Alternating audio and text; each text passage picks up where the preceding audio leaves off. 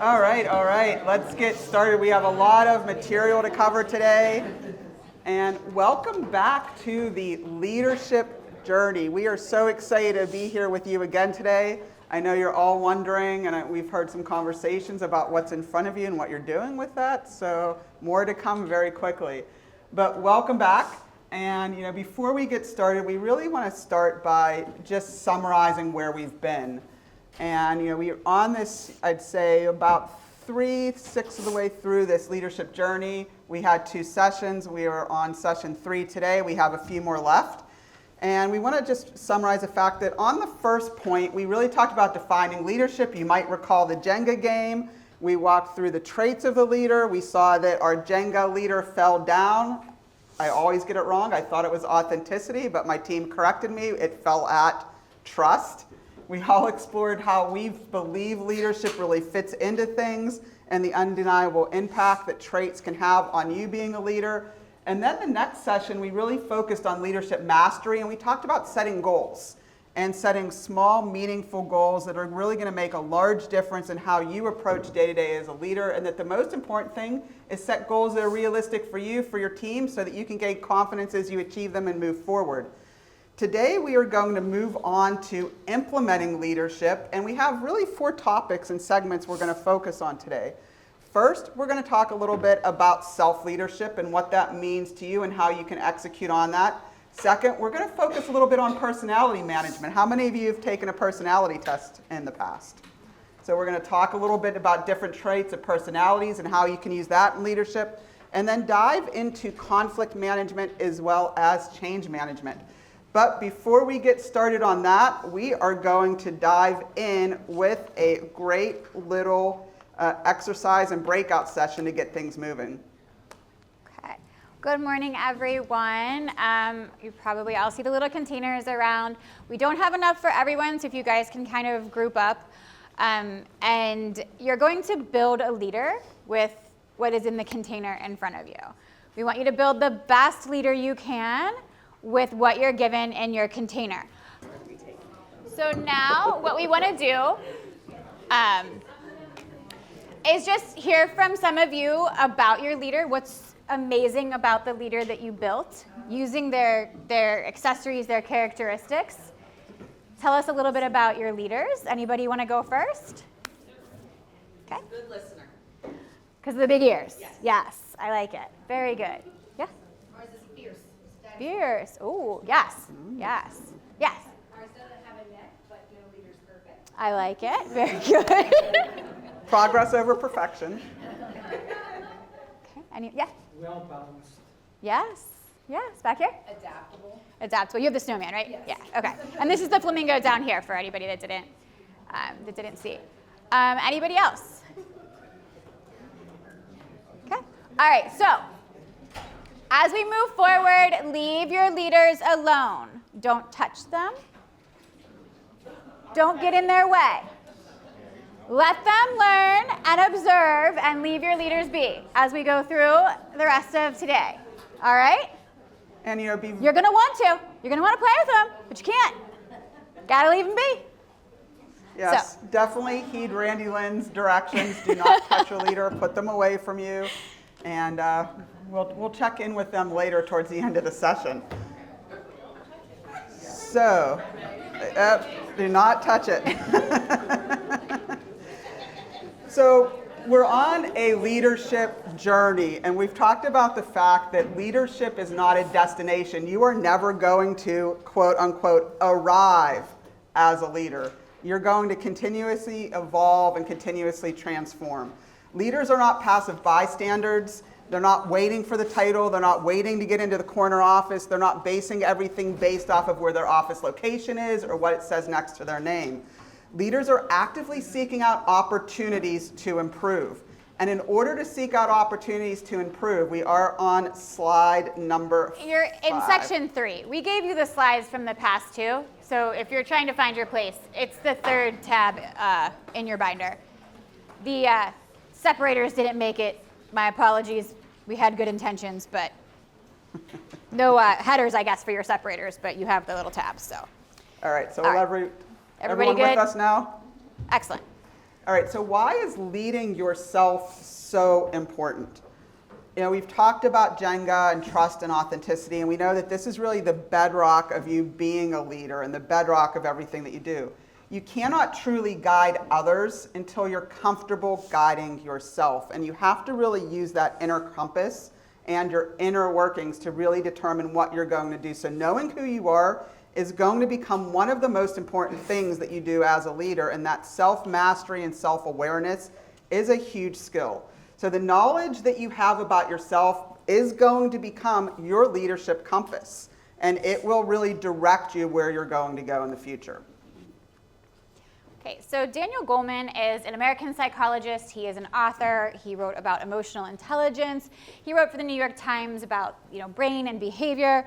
And he has a theory on self-awareness. And this theory emphasizes the importance of recognizing and understanding your own emotions, thoughts, and behaviors. So the self-awareness theory starts with you understanding who you are. It suggests that it's the foundation of emotional intelligence. By knowing who we are, we have a stronger emotional intelligence, emotional IQ. It enables us to accurately assess our strengths, our weaknesses, have goals. This is kind of what starts our ability to then be aware of others. What's our social competence? Once we're aware of ourselves, we can be aware of others, and we can know then how to relate to them. We then go into that self-recognition. What do I need to do with self-management? How do I need to regulate my time? How do I set my goals? I'm aware of myself, now I move into self-management. Then I can also manage my relationships. So it really all starts with self-awareness.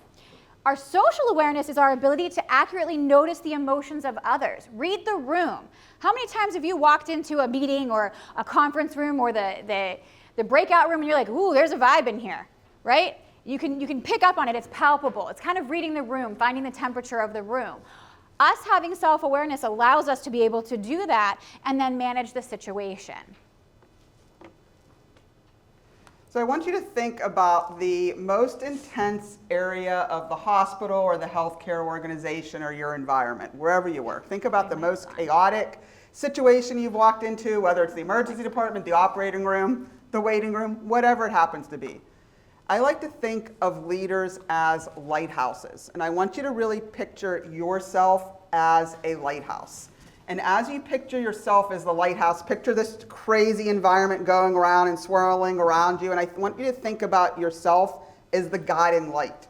You really are the light that's going to shine on everything and direct everyone that's looking up to you to the path of where you're going. And sometimes that path around you, it is not the easiest to navigate. Can we all admit that sometimes healthcare is a little bit chaotic? At times. Bless you. And so there are 4 ways that you want to really, circulate things and think about things and areas for opportunity for you to develop skills. The self-mastery really rests on 4 pillars. Number 1, we have self-discovery. Self-discovery really depends on uncovering your strengths.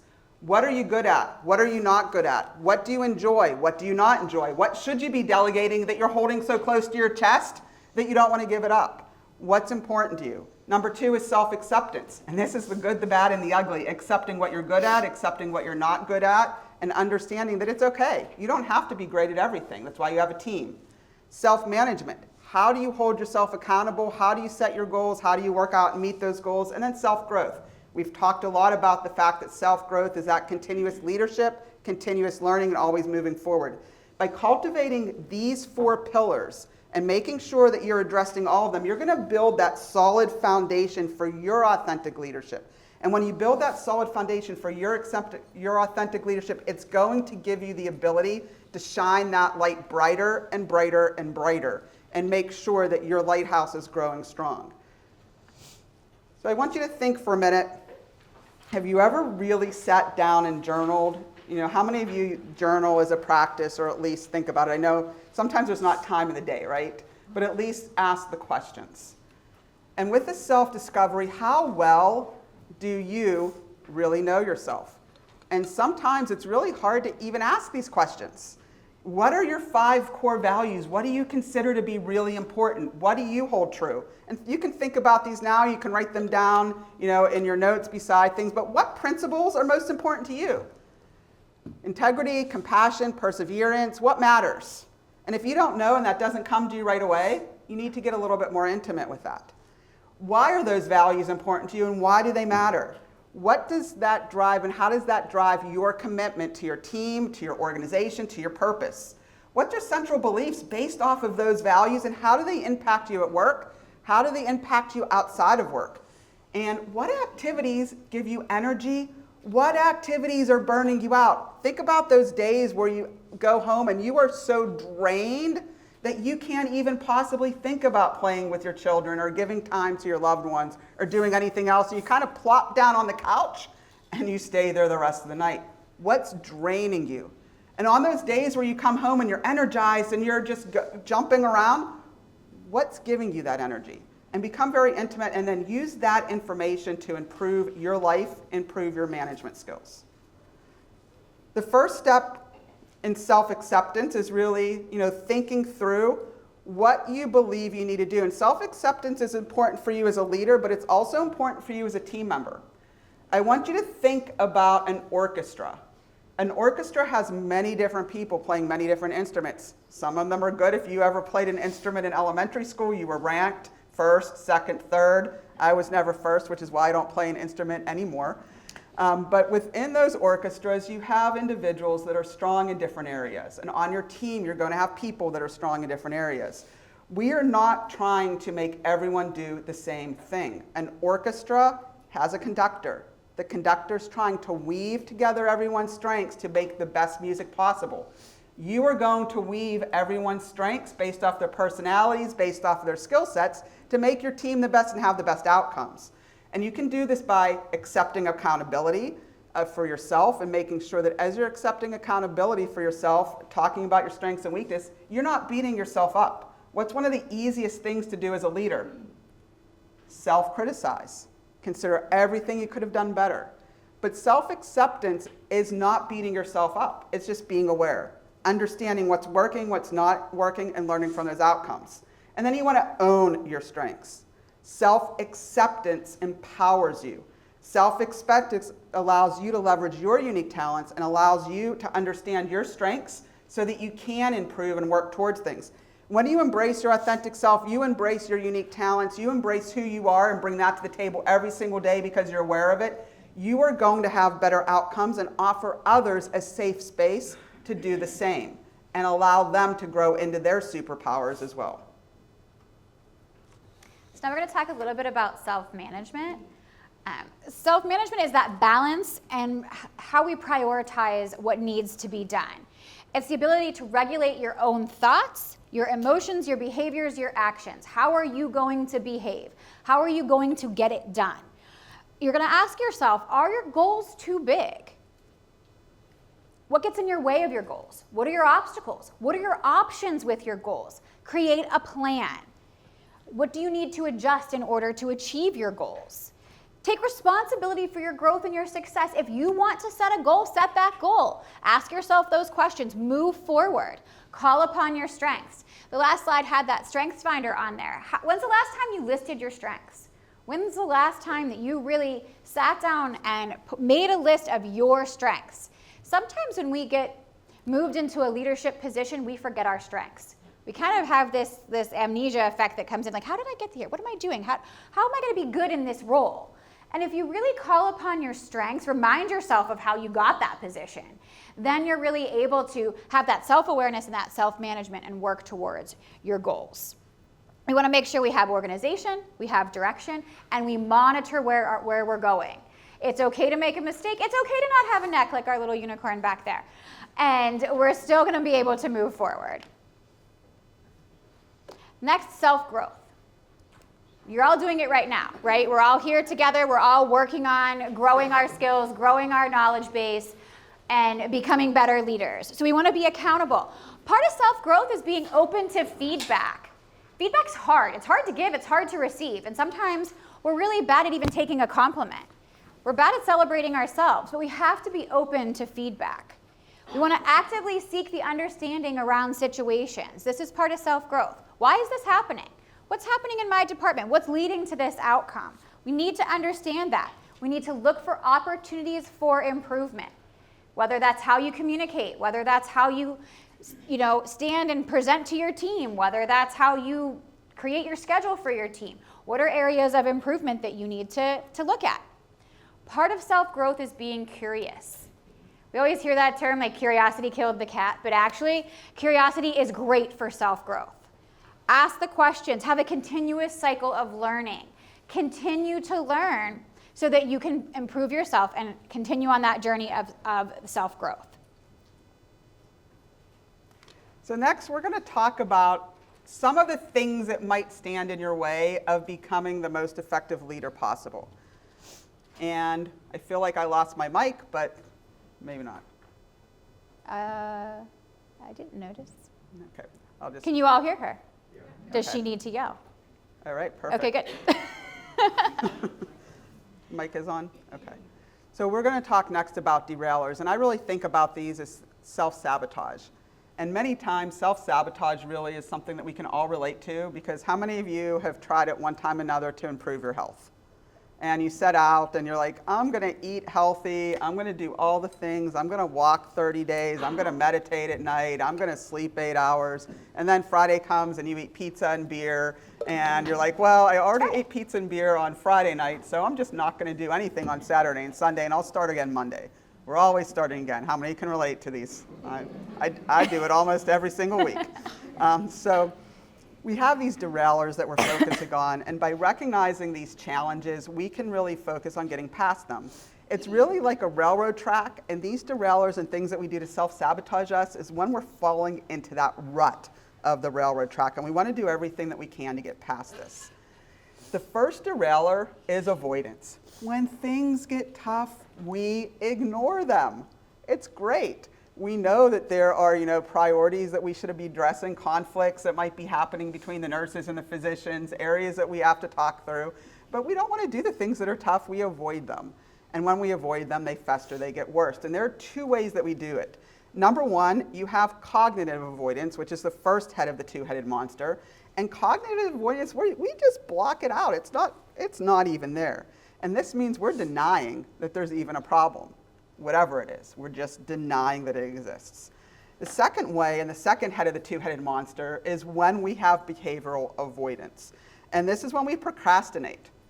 How many people are, procrastinators or recovering procrastinators? Yep, I can relate. When we avoid things, when we're putting the behavioral, it's procrastination. Sometimes it might even be us delegating things that we should be doing to other people on our team because we don't want to do them.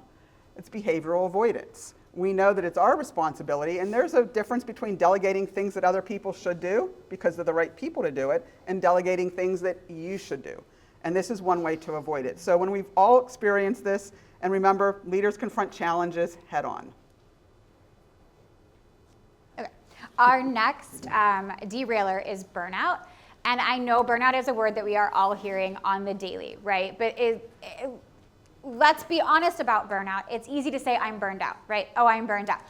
But, and that very well may be true in a lot of circumstances, but we are, I think, using the word a lot. Because when we think about true burnout, it is the emotional, physical, and mental exhaustion. It's all of those combined, right? And we can be done emotionally, we can be done physically, we can be done mentally. Bring all those together, and that is your true state of burnout. It's caused by prolonged exposure to stress. We all know that. We are seeing it in the industry right now. But burnout leads to a lot of different things, not just your state of being, but it leads to a loss of productivity, a detachment from work or your relationships. So now we're not even able to lean upon those that are there for us because we are distancing ourselves from them. There's a sense of apathy. So burnout really leads to more than just being exhausted, and it really starts to create problems within your day-to-day operations and within your work relationships. So where is the most common bottleneck in the hospital? Typically. Anyone? Anyone? Bedside. Yep. Could be. Emergency department tends to be the most common bottleneck because it's the entry point. And But bedside's a good bedside's point, because one. if we can't get them into the bed, then how are we going to get them out of the ED? So might be a tie. It is a tie. I think so. Bedside's actually really good. Emergency department's good. The two of them combined are your bottleneck. You know, getting them to the bedside and getting them out of the ED, whatever it is, there's going to be bottlenecks. And bottlenecks are a big issue as a leader. How many times have you felt everything coming in on you like a funnel, and it hits you and it gets stuck there in the bottleneck and you're not able to actually funnel things forward? This is what it feels like when you become the person solely responsible for everything happening in your department. When you're responsible for everything in your area of responsibility, things get bottlenecked. And when it gets bottlenecked, if you feel that stress, the burnout, the frustration, because you can't move things forward. So you want to resist the temptation to allow all decisions to funnel only through you, and make sure that you're empowering others to help you make those decisions and take control.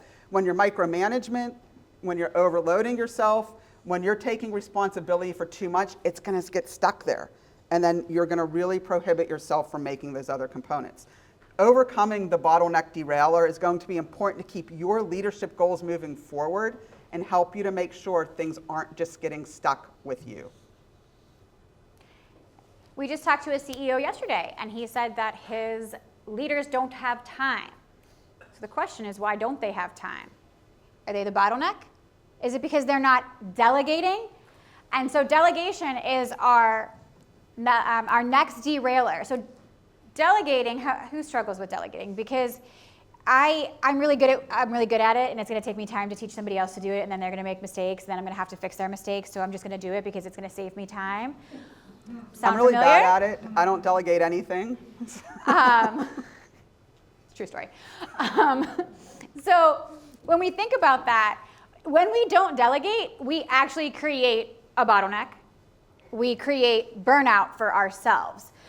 By not delegating, we are failing at giving our team, the team that we built, the team that we developed, tasks, responsibility, accountability, and the ability to make decisions on their own, the ability to make a mistake so that we can help them. We can use our leadership skills to teach them, use this as a teaching moment, and help them become better at their jobs. When you don't delegate, you will become burned out. You will become overwhelmed, you will miss deadlines, you will lose productivity, you will stay at work late. That's what happens when you don't delegate. So we want to make sure that we're empowering our team members by letting them do the job that they were hired to do. Delegate the tasks.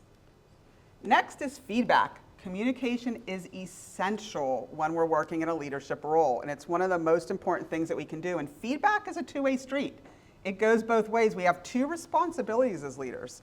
Number one, we have the responsibility to provide feedback, and if we're not providing feedback frequently enough or effectively enough, or even taking time to make sure we're giving feedback to our team, they're not possibly going to, in certain cases, understand what they need to do, how to do it, whether it's going well, whether it's not going well. But we also have a responsibility from our team and from others to receive feedback and to interpret the information and to allow others to give us feedback. So we have to be able to give and accept. And when we're accepting feedback, sometimes it's difficult because we want to immediately defend ourselves. But listening and receiving feedback means understanding, giving the other person space to actually share their perspective, and then responding appropriately after that feedback's received. So remember, effective feedback's going to be a two-way street, and it's a gift to you because it's better for you to receive the feedback and understand what you can do so you can pivot and address it than to not receive any feedback at all. Our next derailer is insecurity. So a lack of confidence will undermine your ability as a leader. It's okay to have a little bit of apprehension or reservation around something, but when we're insecure and we lack confidence, this gets in our way of being a strong leader. We don't quickly or appropriately make decisions because we're nervous. What if it's the wrong decision? What if I lose the trust of my team members? What if this outcome is just so big we create a very dramatic response in our head sometimes? We aren't communicating the way that we should when we have insecurity. We aren't able to inspire or motivate others. We aren't able to lead the way or inspire the vision. So going back to our first session together, we're supposed to be leading the way, we're inspiring the vision. If we lack confidence and have insecurity, we aren't able to do that. So this goes back to that self-awareness, self-management, self-growth. How do we need to build our confidence? What do we need to do so that we don't have the derailer of insecurity? Next up is perfectionism. Sometimes our pursuit of excellence can backfire on us. How are your leaders doing in front of you? Are they still looking as perfect as they did when you finished them? All right, we'll come back to little leaders. we will come back to those in Don't touch 'em. minute. Yes. Needing to be perfect can be a major roadblock to our leadership journey and our ability to lead. You know, we want to really focus on the fact that we want to make progress, and we've talked a lot about progress over perfection by setting small goals and keeping in mind the most important thing is to progress. And that progression can be really messy at times, but we don't want to focus so much on getting it perfect. We just want to be able to move forward and admit at times if we've done something that needs course corrected. So remember, progress over perfection, because even the most successful leaders that you look up to, people that you can think of that you admire, I guarantee you, none of them are perfect.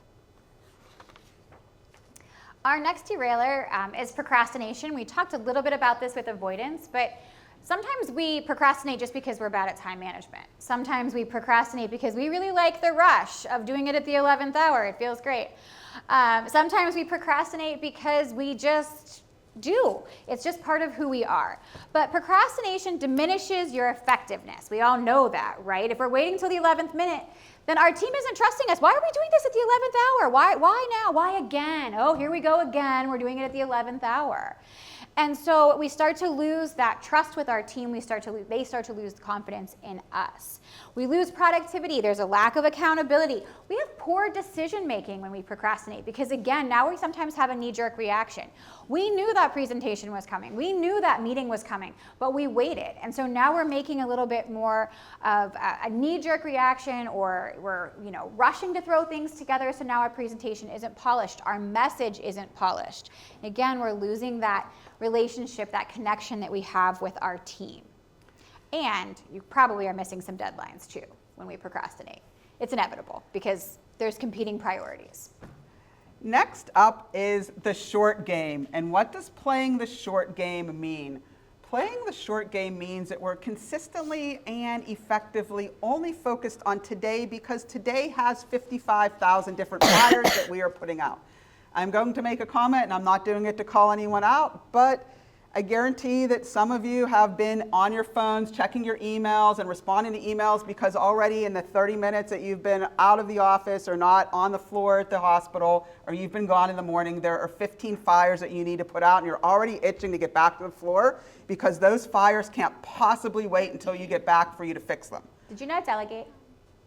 Just ask. Just I'm not doing it purposely, but I can guarantee if I did a poll, 40% of you fall into that category, at least.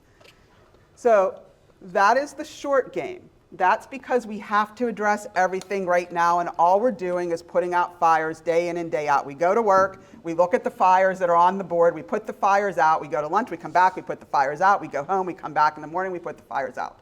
This is the short game. It never allows you to focus on the future. It never allows you to put in place strategic initiatives that are going to improve things.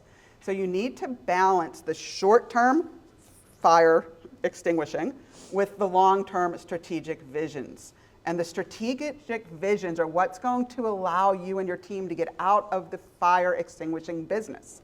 Because when you focus on where we can be 6 months from now, and you systematically start to work towards that, each day you will have less and less of those fires to extinguish. So remember to avoid only focusing on today, the present, what's happening, and start to at least balance it with the strategic goals of your long-term vision. So don't only play in the short term, in the short game, make sure you're playing that long game as well. So our final derailer is workaholism, constantly thinking about work. So I am probably the #1 offender. But I defend myself for always thinking about work because I really like what we do at LTS and I get really excited. So when I'm driving to work, I'm like, we should make leaders out of putty. Who doesn't want to do that, right? So I get really excited about those things. But really, when you think about workaholism, is it a work addiction? Do you have a compulsive need to achieve and excel? Are we constantly thinking about work? Are we constantly thinking about work because we don't delegate, we procrastinate, and we're burned out? Or do we constantly think about work because work excites us and we're energized by it? So we really have to find that balance. Again, it's that self-management, that self-awareness, and understanding why are we constantly thinking about work. We need to separate, we do.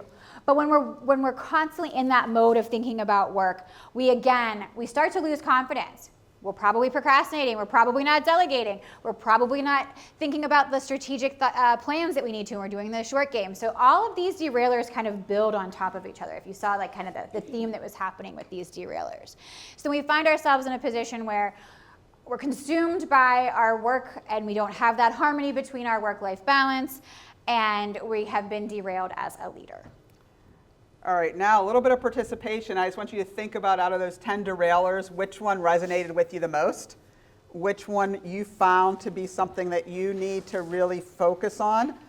And then does anyone want to share which one you think you need to solve and why before we move on, just for a little bit of participation? And I encourage all of you to circle something you want to correct and address it when you get back to the office and start to focus on it. Go ahead. I avoid. So I just filed way too much paperwork. Like, it took me all week to file it because I just let it sit in my office for a long time. We're like, oh, there that is. Oh, there it is. I just need to get better at filing my paperwork and avoiding it so that I don't do that again. Yes, yeah. And then it's not overwhelming then. Yeah, it was extremely overwhelming. It was a rough Yeah. week, So I'll share just a funny story before we take the next share on. I walked into a CFO's office once, and this is not a joke, and literally they allowed so much paperwork to accumulate that I had to pick up a stack of papers from the chair and put it on the floor beside them in order to actually sit down in the office. You can tell me later. I'm like, ooh, who? I'll tell you later. It's actually a really long time ago, but Oh, okay. there's still a client, and she's retired. But anyhow, I can. next share. Who wants to share? I think avoidance and procrastination, I think they go together for me. So I procrastinate and avoid getting it done until the last minute. And I don't know why. You had said, why do we do it? I don't know why. So I didn't think about that. Yeah, you have to ask yourself that question and set goals around it. I'm going to try to give myself a 1-day window to get it done. I'm going to let myself procrastinate until it's due 1 day, and then 2, and then 3. Set little goals. Another tip is, if it's only going to take you 5 minutes to accomplish it, just do it now. And just get it off the list immediately. Yeah, cross the small things off. Or there's the great book, I can't think of the author at the moment, you might all know it, but Eat That Frog or Eat the Frog. It's like, do the worst thing first, because you're going to avoid it and you're going to procrastinate and you're not going to delegate it. And we know that it's gonna take us a while to do it, so we're just gonna not do it. We're gonna think about not doing it, or we're gonna think about maybe doing it. So the whole purpose of the book is to kind of inspire you or encourage you to do the worst thing first. I really do think it's just called Eat That Frog, is the name of the book. It's sitting on my desk. Yeah, over here. Mine is short game. Mm-hmm. Definitely, I'm always, can't get out of the category in it. Yes. Yeah, very like the tactical side of things. Mm-hmm. Yeah. Yeah. Getting out of the fixing habit is difficult, because when you're a fixer, all you want to do is solve everything. One more share, and then we're going to move on. All right. Yeah, go ahead. I wrote down short game as well. For us specifically, we want to change the CMS guidelines. So our company is basically just making new protocols every single day, trying to keep up and just do a lot of change. Mm-hmm. So I think a lot of us are fixers.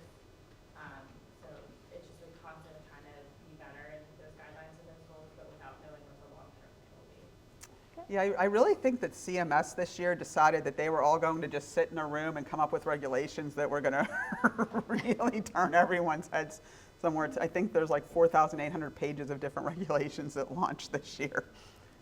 So we're going to talk about being the fixer for 1 second, and we may have talked about this the last time we were together, and I know it's in one of our other presentations, but repetition is 90% of learning.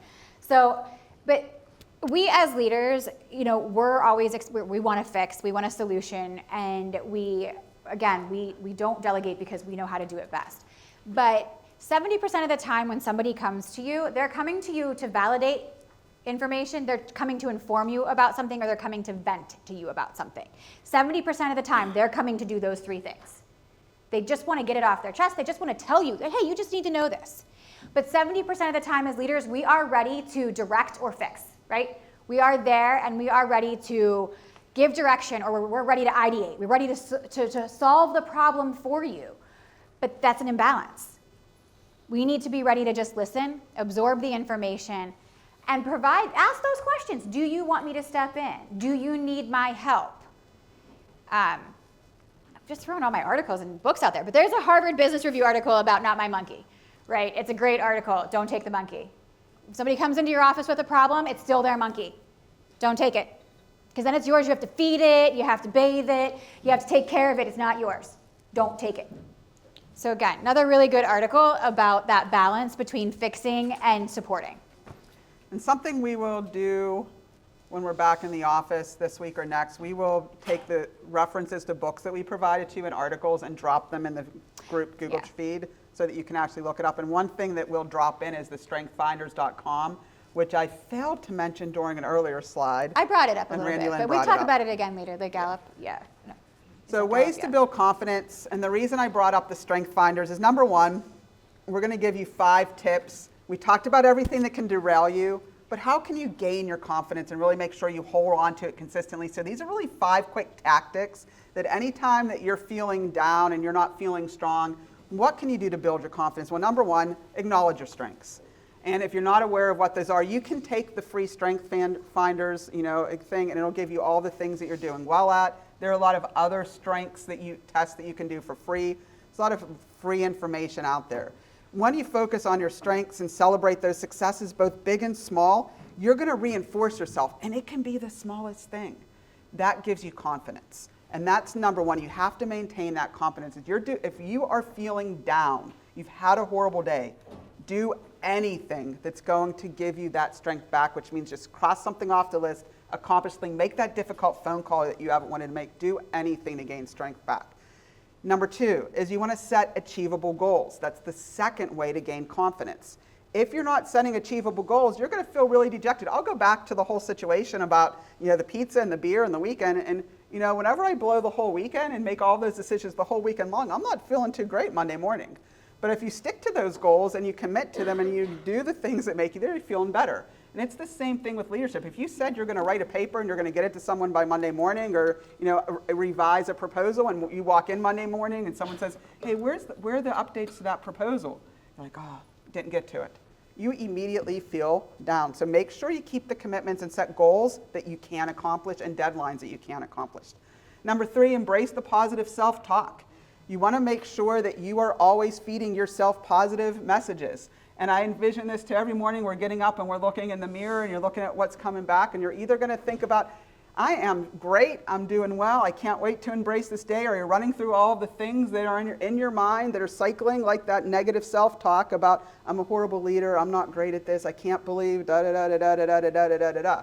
You're either going to focus on the positives and play that script to yourself, or you're going to focus on the negatives. So positive self-talk, visualize yourself succeeding, visualize yourself doing everything good, and make sure on repeat. And if you hear any negative self-talk in your mind, I really want to encourage you to be aware and to shut it up. Tell that voice to be quiet. I have another word for it, but I will not share it at the moment. But my mom always told me to say cancel, cancel. Cancel, cancel. That's what she would say. When your mind starts to go down through a dark path and you start to go down that rabbit hole, she would always just say, cancel, cancel. Perfect. Good. Probably better than your word. Yeah, my LBV. So, number 4, stop comparing yourself to others, because comparison is the thief of joy. And I know that sounds weird from someone that does a lot of benchmarking. Comparison is part of our role.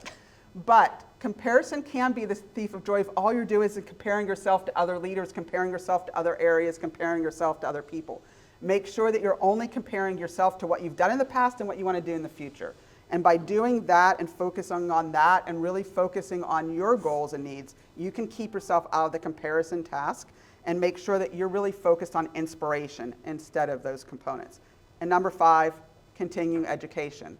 We've talked about this a lot. We're here because of it, but never stop learning. There's always something that we can learn and always something that we can gain. So always keep that information. And the more you learn, the more your confidence is going to be higher.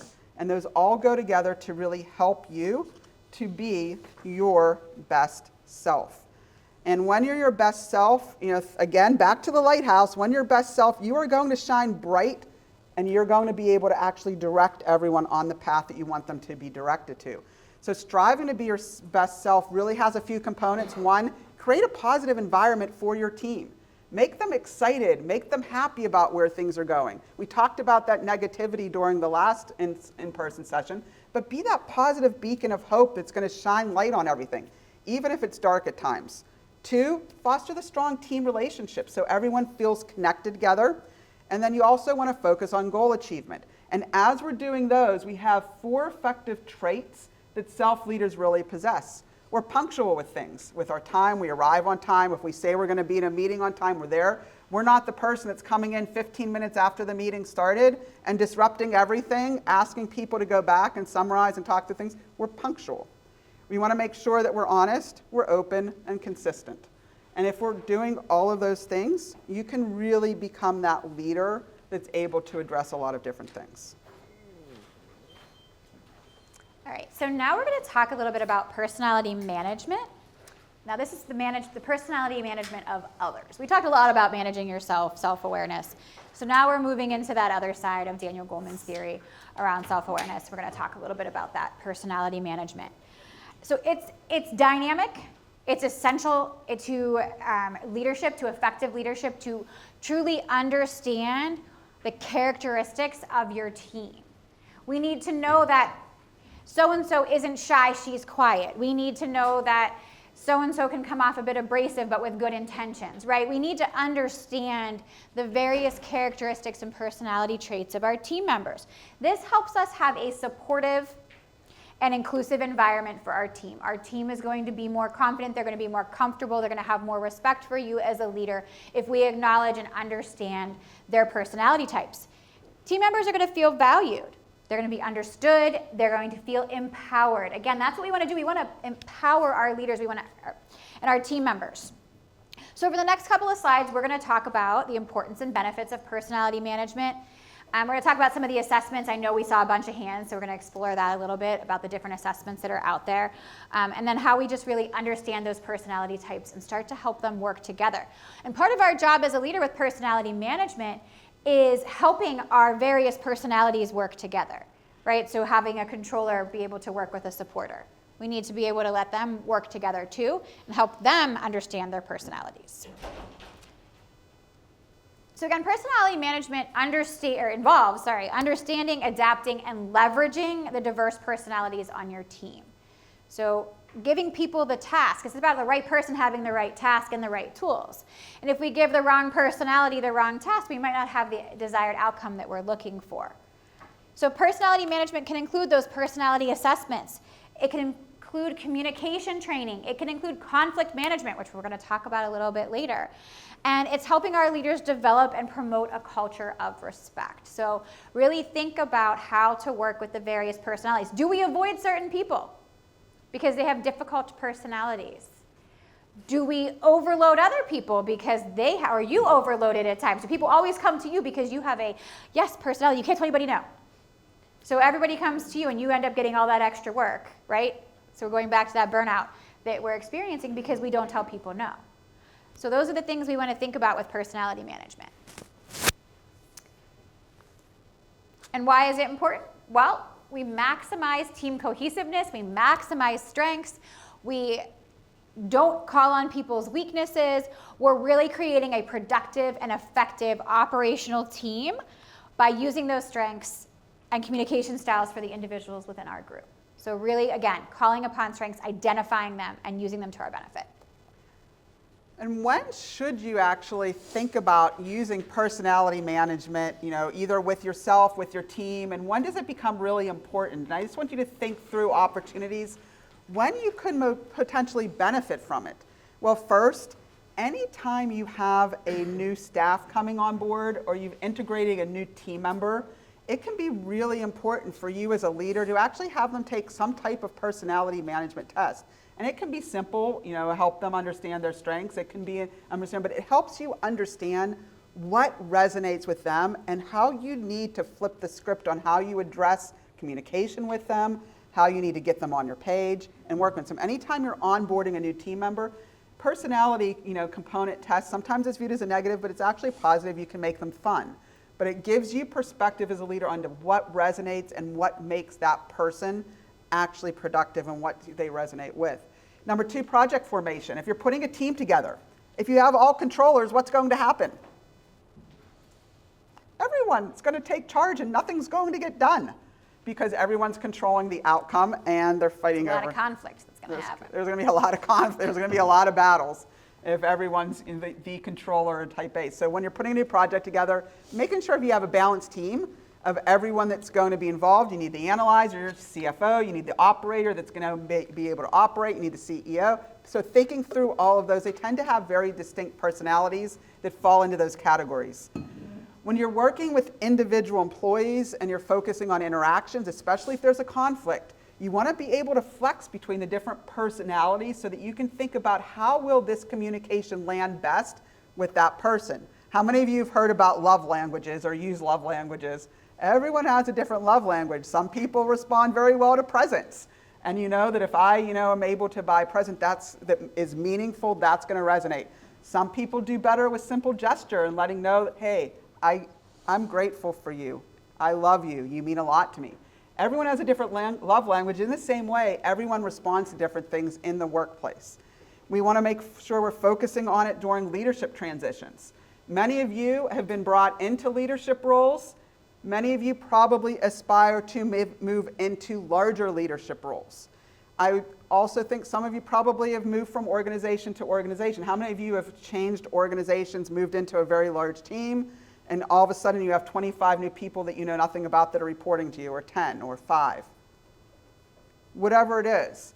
When you change organizations, you move into a C-suite role, you move into a different healthcare organization, a different business, a different department, and all of a sudden you have 40 people that you have never met before that are reporting to you. Personality management or tactics can help you to identify with each of them a little bit faster. So that's when you can actually apply them. I'm going to just jump in really quickly. Stephanie and I were able to attend ACHE this year in Chicago, and we had the privilege of hearing the CEO of Sutter Health speak. When he was the brand new CEO there, he shared that in his first 90 days, so I don't know if you all know about like first 90 days, it's a crucial part of getting to know your organization.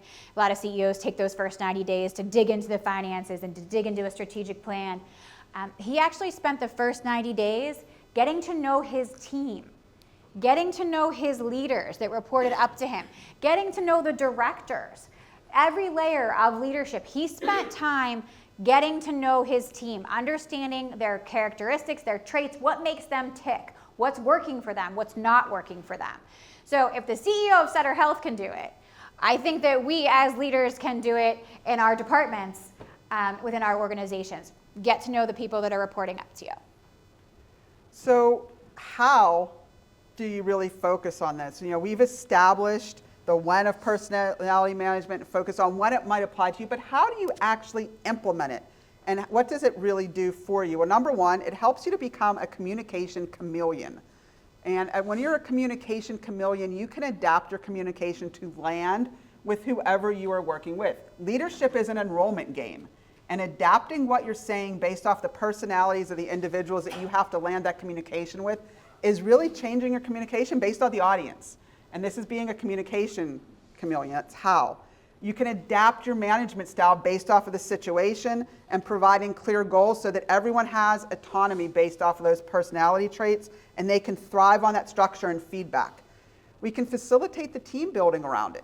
So once we know everyone's personality type, we know how everyone clicks, we can actually adjust things and facilitate more of the team building activities to get everyone on the same page and get everyone to embrace those difficult things we're asking them to do. And we can use it to foster an environment of acceptance and understanding so that we can then build that environment that's going to create change, that's going to avoid conflict, that's going to move things forward and really foster all of that understanding. Remember, it's not just a theory, it's a tool for you to really focus on moving things forward. So who's going to be involved in this? So I want you to think about the most interesting, difficult person you have ever worked with. In fact, you see them coming down the hall and you turn around and you run the other way or duck into the closet to make sure that they don't see you. Quickly take a phone call. Quickly take a phone call. Yes, we've all worked with this. So, really with that leadership dance where we're working through all these and we see all of our little different personalities down here, the discipled, the disciplined, who else do we have? Dependable, diligent, diplomatic. We have decisive. Decisive. With all of these people, we want to focus on being able to dance through the different personalities and really think of it as that dance. And as we learn more about personalities and how we can embrace the different personalities and lead to them, we can navigate this dance much more successfully with finesse and with grace instead of falling all over our 2 feet. So really, that's what that personality component is. It's ways for teams to communicate and collaborate seamlessly. So where are some opportunities for you to do this? So there are a lot of personality assessments out there. There are free ones, there are ones you pay for, there are a variety. It can actually be overwhelming to know really where to start. So you have your Myers-Briggs, you have your DISC assessment. These are kind of some of the 2 standard that are out there. And they provide insight into your individual personalities, the traits, the preferences, the communication styles. There's options when you're looking at these different types of assessments. And it's finding the right assessment for you. So really look into it and see what you think will work for you, for your team. Maybe your organization actually has one within leadership development or maybe education. I'm not sure exactly where they might be housed. But you really want to kind of dig into them. So I know we talked a little bit earlier, we kind of saw some hands on some personality tests. Does anybody want to share one that you've taken and maybe what your results were? If you remember. That's another challenge, right? Is remembering what you were. You take a DISC assessment, what was I? Was I the D and some of the S? What was I? Was I S and some of the I? It's hard to remember. For your Myers-Briggs? Yeah. Yeah, I have to constantly remind myself of my Myers-Briggs, yeah. The Gallup Clifton Strengths Assessment? Yes. So that's a big one recently. Mm-hmm. I can only remember one, which is that big. Yeah, that's a big one. And I was in a class the other day and I was surprised, a class that I'm taking, how many people knew they're like, I'm a maximizer, I'm a supporter, and I was like, whoa, and I haven't taken that one. So we have a couple examples here. And really when you break them down, they're kind of all telling you the same different types of personalities. Your DISC assessment, one that we found that is actually kind of fun is called Take Flight. And instead of giving you a letter or a color, it gives you a bird, and I think they're hilarious. So you're like an eagle, a parrot, a dove, or an owl. And I think that that's so much easier to remember. I'm part owl, I'm part dove. So the Take Flight is one that we have been exploring more recently. We think that as far as a DISC assessment goes, that one is pretty great. Your Myers-Briggs, this is the one that everybody's like, ooh, what are my letters and what celebrities, what famous people? We did this at home with my cousins. We were like, okay, let's figure out our letters and then what celebrities and what famous people are in the same category. So for Myers-Briggs, I'm an ISTJ. So does everybody know what the different letters are? So you have an I and an E in Myers-Briggs, so you have an introvert and an extrovert. So I was completely surprised that I was an I, that I came out as an introvert, like being a cheerleader my entire life, like coaching cheer, standing here in front of all of you, and I scored an introvert. I was like, okay. So you dig into a little bit more, and I actually scored really, really high on energy, if you couldn't tell. But the other areas on like how you recharge, I'm the introvert. I don't like to go to big parties and be like loud and overwhelmed. I like to recharge at home. So like kind of really digging in and understanding those various parts. So your Myers-Briggs, you have an extrovert, you have an introvert, you have sensing or you have intuition. So are we into details and specifics or are we more big picture? You have thinking versus feeling. So is it logic versus kind of values and needs? And then your final letter for Myers-Briggs is judging versus perceiving, and don't take judging the wrong way. It's not like I'm going to judge you and I'm going to be really critical. It's are you comfortable with system and control, or are you more comfortable kind of adapting and being flexible to change? So they do really tell you a lot about yourselves. It's kind of scary. You think there's no way that this test is really going to tell me who I am, but I did the in-depth Myers-Briggs, not just the free one online. That one's fun too.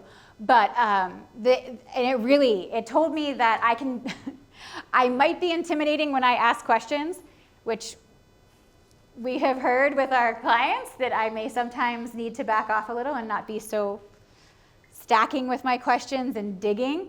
And I was like, wow, that's really point on. We've heard that before. Now this test just told me that, so maybe I need to work on that, right? That's that self-awareness. So let's talk a little bit about these different personalities. Again, for the most part, there are 4 personalities. Your promoter, your supporter, your controller, your analyzer. So if you're doing the colors one, kind of the orange, blue, gold, green, if you're going to do the birds, do the birds. The parrot, the dove, the eagle, and the owl. So you have in your promoter or your orange or your parrot, this is expressive, outgoing, kind of life of the party. They like to express themselves both verbally and emotionally. And now, like when you think about it as in the sense of like that parrot personality, you're probably thinking of people on your team that fall into that category. Second personality type is that supporter, the dove or the blue, if you're going the colors. This is that team member that really likes peace and harmony, doesn't really want to upset anyone. Then you have your number 3, the controller. This is kind of that driver, that eagle think big bird, like that powerful personality. They like control, they're goal-oriented, they're decisive. They sometimes don't get along with the promoter and the supporter.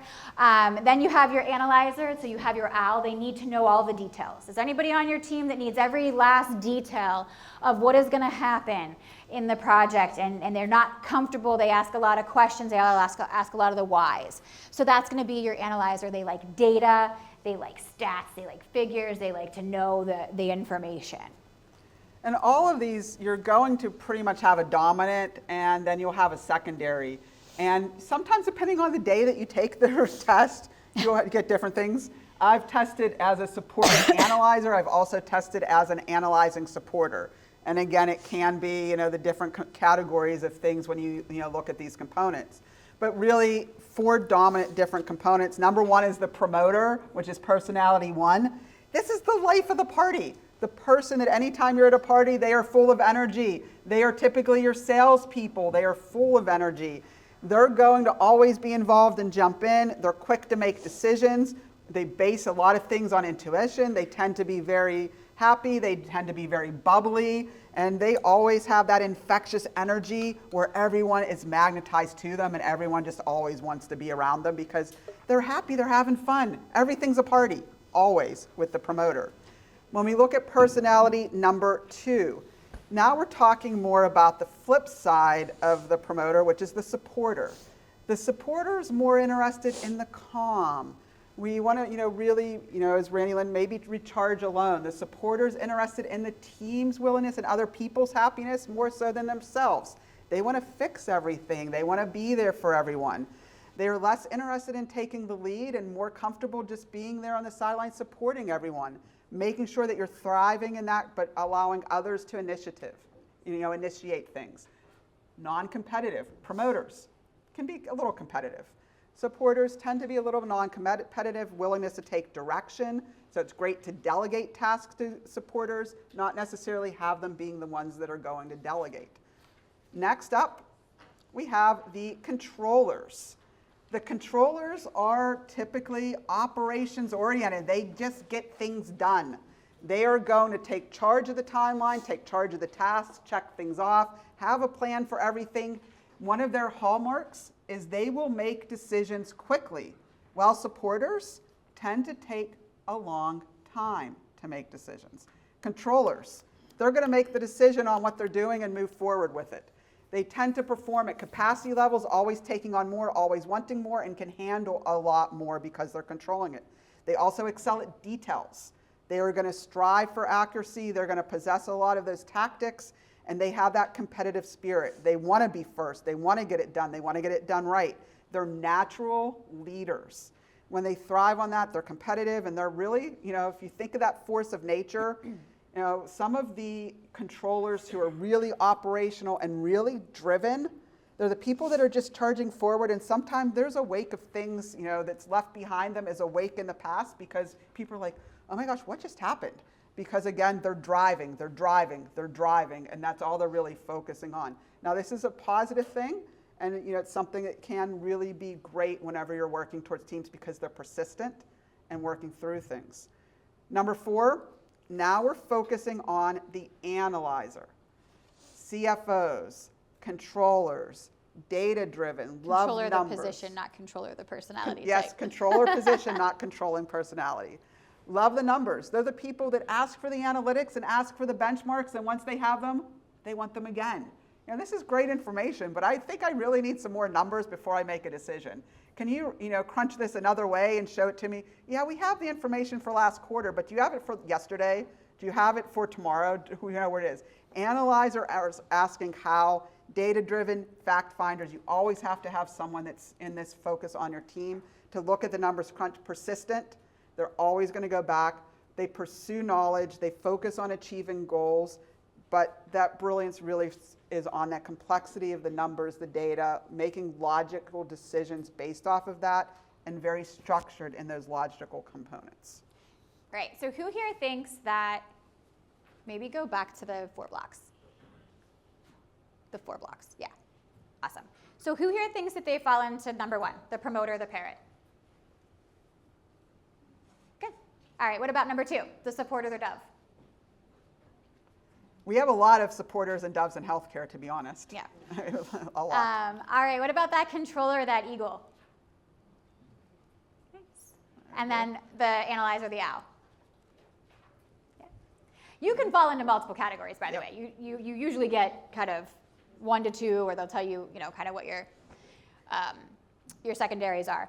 But how does this really, apply? So now we're talking about personality management, and we've explained the different types of personalities and how you can assess them and kind of what categories you're going to fall into. So let's just use the example of having to email the various personality types about moving the light switch in the conference room. Sure, why not? We need to move the light switch in the conference room 3 inches to the right. Okay, so if we were going to email the promoter, the parrot, the orange, that kind of life of the party, how would we communicate with them? Maybe we would send them, hey, you're invited to the light switch moving party. It's going to be really great. Your life's going to be so much better because the light switch is going to move 3 inches to the right. And when you walk in the room, it's not going to have to reach as far. And it's going to be amazing. So that's how we're going to email the parrot. Now the supporter, the dove, how might we email them? Just want to let you know, we're going to have to move that light switch. Everything's going to be okay. Nobody is going to be upset that the light switch is going to move 3 inches to the right. We're going to be okay. Lights are still going to work. Everybody's going to be okay. Now, the controller, maybe it's not even an email. It's just in the subject line. Light switch moving 3 inches to the right. Done, right? Now for our analyzers. They're going to need a lot of information, right? Okay, we're going to move the light switch 3 inches to the right because we have to open the wall and we have to fix the wiring that's behind it. And by the time we patch it, the light switch isn't going to work there. So we have to move it to the right. And everything is going to work out just fine. The light switch is still going to go up and down to turn it off. And you're still going to be able to go in and turn the lights on and all of those wonderful things that we're going to need to give those details to the owl. So understanding how we need to, very dramatically in my example, send the emails and communicate to the various personalities is going to help deliver the message. And once the different personalities on your team know how to communicate with each other, then you're going to have a more cohesive team. Communication is going to get better. There's going to be less conflict, and you're going to have an easier time when you have to implement change because everybody's going to know how to work together and how to communicate with each other. So those are our little personality types. The birds are going to stick with you, I bet. You're probably thinking about your birds right now. Last time we talked about fish, right, with my fish. Today we're talking about birds. Just so you know, there's just 1 fish left. The first fish didn't make it. So we're down to 1. So there are a lot of different ways you can use personality types and use these frameworks to create real magic with your team and in your day-to-day operations. And there are a couple ways that you can use it to really understand your employees, and a few more tips on when. During one-on-one meetings, you can really use this information to help you to guide those conversations and go beyond the tasks and really delve into motivations, delve into strengths, delve into challenges, and actively listen and create information.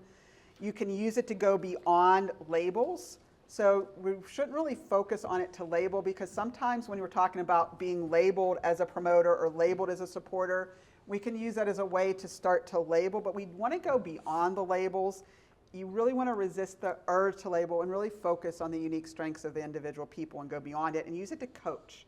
It's a way for us to coach our employees instead of criticizing our employees, understanding what their strengths are, understanding where they're going well, and make sure if they're doing well in a particular area, coach them in that area, and then also identify areas where they can improve instead of only focusing on criticizing. We want to coach. Where can they get better? How can they get better? What might be a more collaborative way for them to approach something? What might be a better way for them to actually get that task done? So by coaching instead of labeling, we can actually promote that and then lead by example. When we're leading by example, we can really consider how a new behavioral tactic or style or approach or task can really change. And one of the best ways for your team to see that you are committed to change and you're committed to being a leader is for them to notice that maybe 3 months ago you responded to a situation in an entirely different way than you're doing now. And it might be that you were completely frazzled whenever someone called off 5 minutes before the start of the shift 3 months ago, and you just ran around and couldn't figure out what you were going to do. And now you process the information, you go down the checklist of solutions, you pick the solution that's going to work for you, you communicate it, and you move on. So there are different ways that you can approach things and show people that you are leading from the front and you're leading from that example. So now that you have a deeper understanding of yourself, a deeper understanding of your team members, we're going to address 2 different things in the rest of the session. We're going to focus on conflict management and strategies for managing conflict, and then also on conflict resolution. Change management. Change management. Okay, before we dive into that, we are going to take a quick break, give you guys a chance to get some more coffee. When you come back or on your way out, I encourage you to just observe the various leaders across our putty leaders around the room, our critters, and just take a look at them. Just see what they're working with. All right, everybody, we're going to go ahead and bring it back together. So as we move into the next part of today, we're going to talk a little bit about conflict management. How many of you avoid conflict at like any cost? Quickly, put your hands up for that. Thank you. Give me 1 second. Oh, yeah, there we go. All right. Okay, I'm better now. All right, so we're going to talk a little bit about conflict management because we do have to address conflict. The sooner we address conflict, the better. The longer it takes us to address conflict, the more it escalates, the bigger the problem becomes. So strong conflict management leads to organizational success. It's just a good part of your culture to address the conflict, to stop it early. We need to empower our leaders to navigate these challenges. We also need to empower our team members to navigate conflict. You can't solve all their problems for them, right? They have to be able to work together. They have to understand the different personality types, but you have to lead by example. You have to be there to support them through this. So even though we avoid it, we have to address it. We can't wait to the last minute. I know we naturally avoid it. The question is, why do we avoid it? Are we afraid that that person's going to yell at us? Are we afraid that there's going to be an even bigger problem? So having strong conflict management skills is going to help us get over that avoidance and understand why we're avoiding it and stop avoiding it. All right, so what we're going to do is we're going to show you a quick video from Ryan Dunlap. He is a conflict strategist and leadership coach. He is a former Special Victims Unit detective and SWAT hostage negotiator. I think he provides really, really good advice on conflict. It's very relatable. And he, I think, has a really good message about conflict. I don't think we have visual, but I know we have audio. Just 1 second, please. 1 second, please.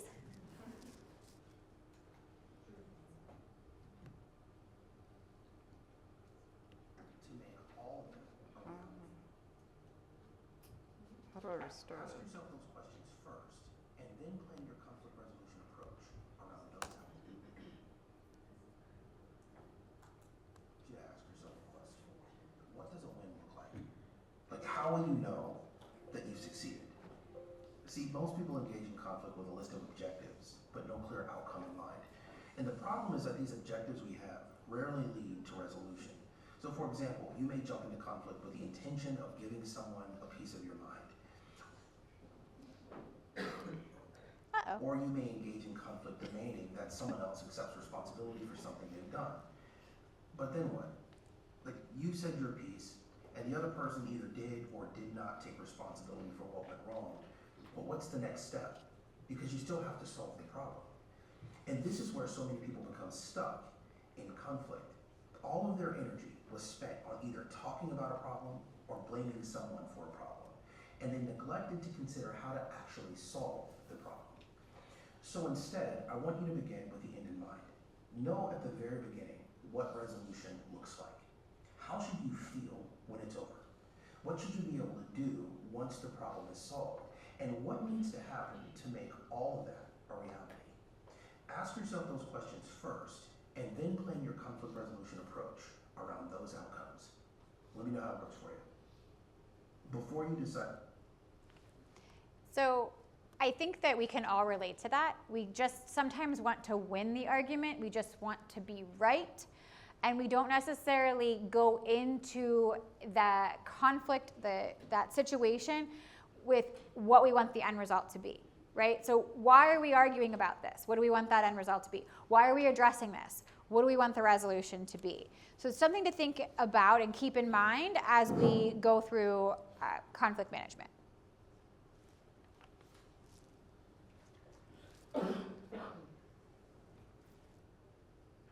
All right, I think I'm on board here with everything. It's been a little bit difficult navigating it. I'm behind the scenes, but I hope you enjoyed the little clip. So conflict creates a lot of issues, and I was staggered by this number, and you can sit back and think about the number as well. But according to the Workplace Conflict and How Business Can Harness It to Thrive report, $359 billion of paid hours are spent a year in situations where people are actually fighting or conflicting. 385 million working days. So every year we have that amount of time that is missed due to workplace conflict. The good news is maintaining positive employee relations can help us. Learning how to navigate through those conflicts and building out conflict resolution skills can help us.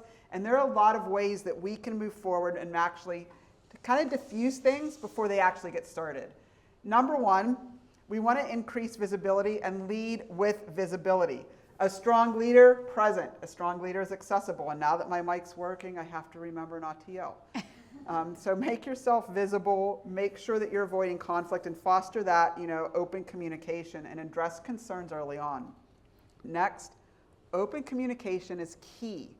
We want to make sure that we're encouraging all the open and honest communication within our team, creating a space safe for those conversations to occur, making sure our team members feel comfortable and confident expressing concerns with us, bringing that to our table. We actually want to hear about conflict and know about it before it actually festers or starts. If someone's bringing a situation to you before it's even a problem, that's the best case scenario. And finally, you want to add value to both the individual and the team and help your team members see the bigger picture. When you can connect their individual goals, motivations, and what matters to them as a person with the team, you can avoid a lot of conflicts. And when we're talking about healthcare, conflicts are coming at us all the time. But if we can increase our visibility, if we can make sure there's open communication, and we can add value, we can diffuse a lot of conflicts before they even happen. Now, a framework that you can use to really focus on conflict management is to address it from these 4 different components. The 4 Ps. Conflict can occur with situations, and we can diffuse it when you're personable, professional, proactive, and positive. By following these 4 principles and always thinking about them in any single conflict that you have, you can address it and diffuse it. And this can help you really transform the conflicts that are occurring on a day-to-day basis from a roadblock into really a springboard for moving forward. And the first thing to really focus on is making sure your employee engagement is personable. So the first step with any conflict is, how can I deal with this individual that's in front of me, whether they're screaming at you, whether you have 2 individual employees that are going at it together, whatever the conflict is. It could be a patient's family member. There are a lot of those different situations, but you want it to be personable and think through what can I do in this situation to take the first steps to diffusing the conflict and building out that healthy relationship. And number one is create alignment. Create alignment between what you want to see the end goal for the conflict be and the individuals that are involved, whatever their goals are. So focusing on better alignment between their personal goals and what they have in it, what's at stake, and why are they screaming, why are they upset, why is the conflict there, and what the needs are. And so disconnected employees, disconnected relationships, they can have misaligned goals, misaligned situations, and they both want different things. How can you create the alignment so everyone wins? And it's, in leadership, it's not about a win-lose game. You're not really looking to make sure that one person wins, one person loses. You want to make sure that everyone wins. So looking at the situation, how can the patient win and how can your staff member win? How can the environment actually succeed and how can everyone be infused in it? So you want to create that win-win component. When you're doing this, you are going to create brand champions for your hospital, for your organization, for your business. Because when everyone's winning, no one's going to stop talking about you. When everyone's winning because they have a successful experience, they have a personable experience, they have that successful component, you're going to have happy employees because they're winning, and they're going to be engaging on that and really shouting from the rooftops, you want to come to our hospital, you want to come to our hospital clinic, you want to be here. So you become those brand ambassadors and brand champions. Word of mouth is the best marketing that you can ever have.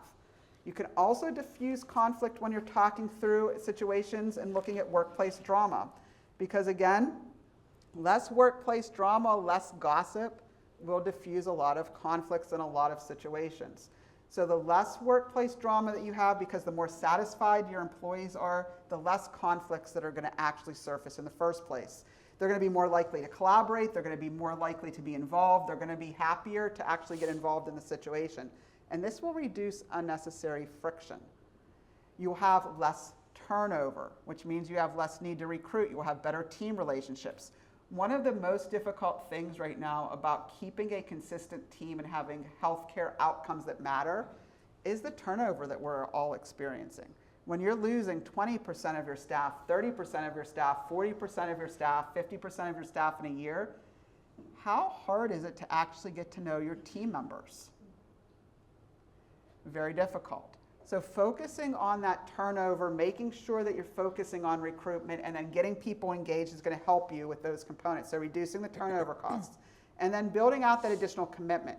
And if you take this personable approach, engage your employees, keep them engaged, and focus on keeping them there as long as you possibly can so you can reduce the turnover, you can solve the first component of conflict.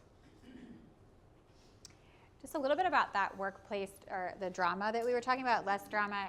There's drama everywhere, all throughout our organizations, and it happens, it's natural. And one of the CEOs that we work with, we're working on a financial turnaround with a hospital up north, and in her first 90 days, she would round. So executive rounding is huge, right? We need to do that as leaders. We need to round, we need to understand the temperature, the pulse of our organization. So she rounded, and to try to avoid some drama and some rumors, she would just flat out say, so what rumors did we hear today? All right, let's address it. Let me tell you the truth around that. So rather than letting the rumors just go and run rampant throughout the organization, she just said, what'd you hear? Let's talk about it. And she did that as a way to keep everybody in the loop, informed, but also to build trust in her. So that during that financial turnaround, which she was called in to do in her interim role, that she could have the trust and build the rapport with the people on the boots on the ground, that frontline staff. So that kind of leads into professionalism. I know there are times in the middle of the heat of the moment where we kind of lose our cool and we're not really as professional as we'd like to be, right? We might walk away from that and think, ooh, I wasn't my best self. Ooh, I could have done better, right? So maintaining our professionalism is a key part of conflict management. The second we start to get loud, the second we start to yell over someone, the second we start to use words that we probably don't mean to use, we start cursing, whatever that might be, then we've lost our professionalism, we've lost the respect of our team members, and kind of the respect for yourself, right? Because again, you weren't calling upon your strengths, you were falling into maybe some bad habits as it relates to conflict management. But the problem is we probably avoided it, so then it escalated, and then we had to kind of get a little bit loud, and we had to get a little bit dramatic around it. So again, it's how we're going to manage it moving forward, staying on top of it, getting ahead of it, and really thinking about that balance between flexibility and responsibility. When we think about being professional, we think about being a leader. It's okay to be flexible with our team, but how flexible do we want to be, right? We have to, and if we're going to allow you, then we have to allow you. Everybody has to have the same flexibility or the same, we treat them the same way with those boundaries and being flexible around them. So really think about how you can address situations before they escalate, how you can stay in control of your emotions, and have a collaborative problem-solving mindset.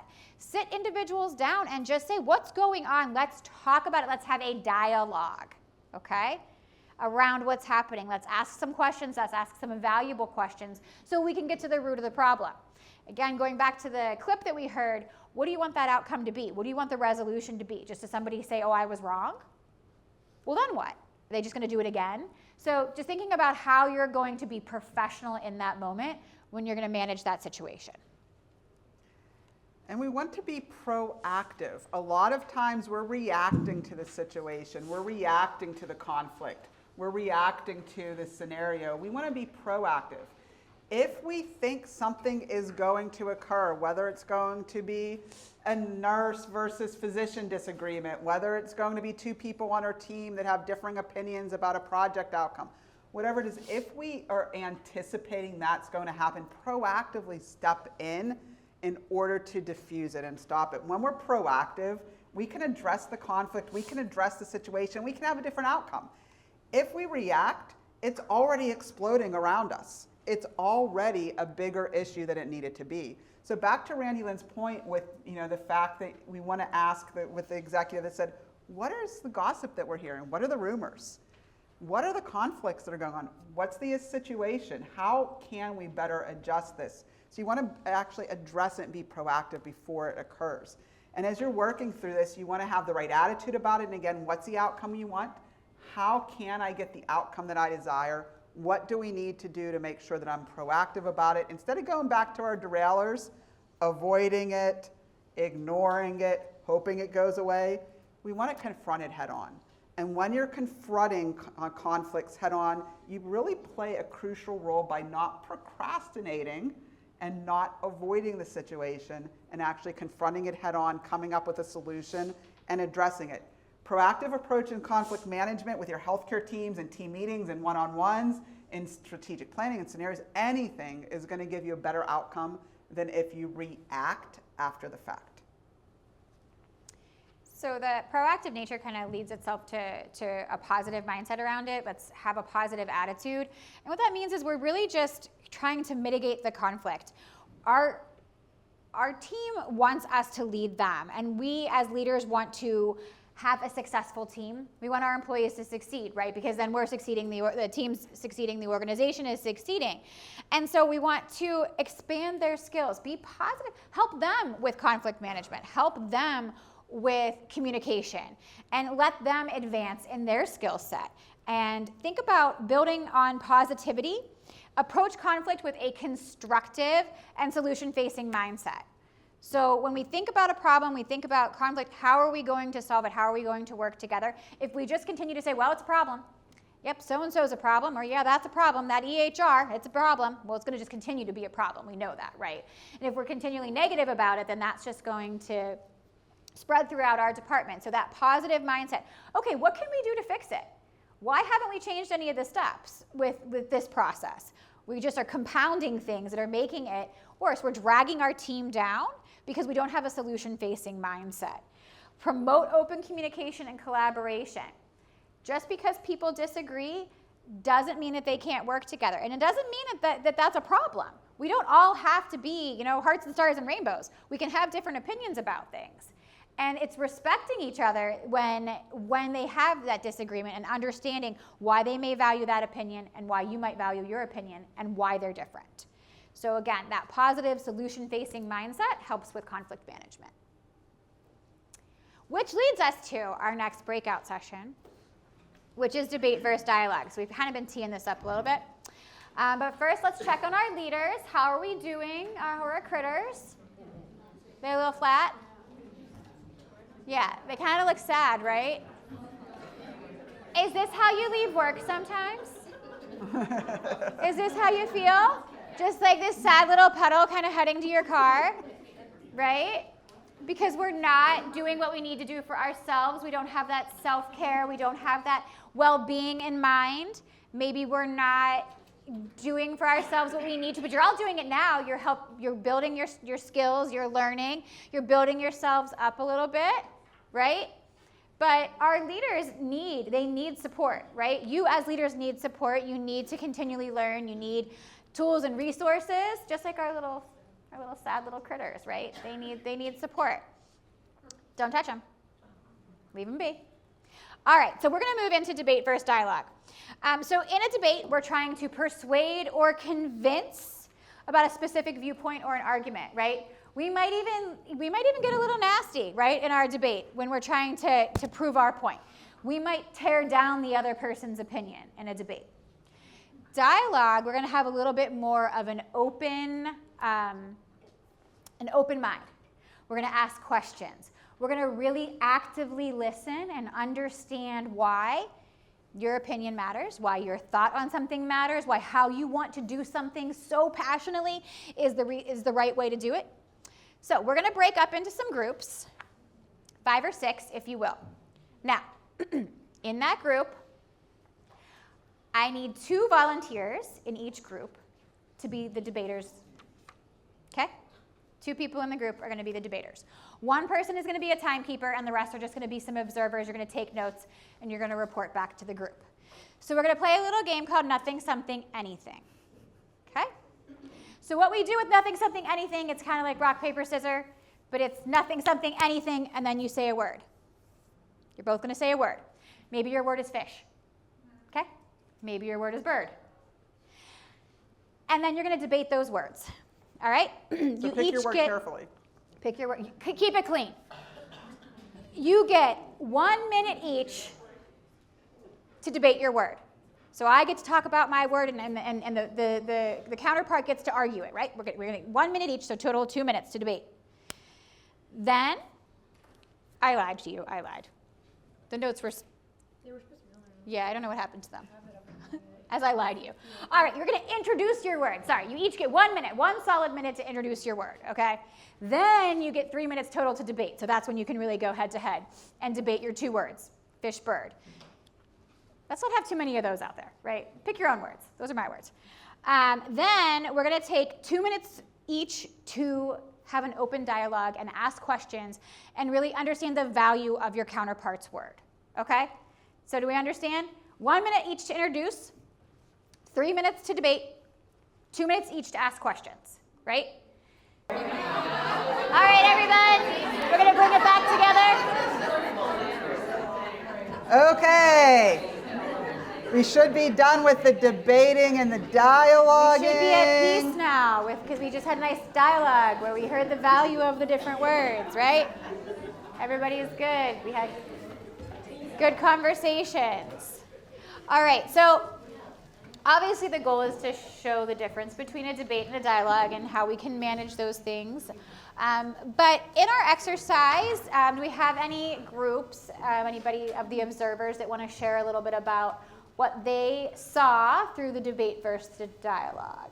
Anyone want to share? Go ahead. We had banana versus shoe. Oh. Or shoes. When we had the debate, there wasn't any agreements, but when we asked questions, we found that her and I were being able to go, oh, that was a really great point. I get that. Versus the debate where you couldn't have that dialogue, I guess. Yes. Yeah, very good. We all did together. Very good. We had dog versus school, and our debate sucked because the two kept saying to each other, "Oh, that's so true." There was such a heart attempt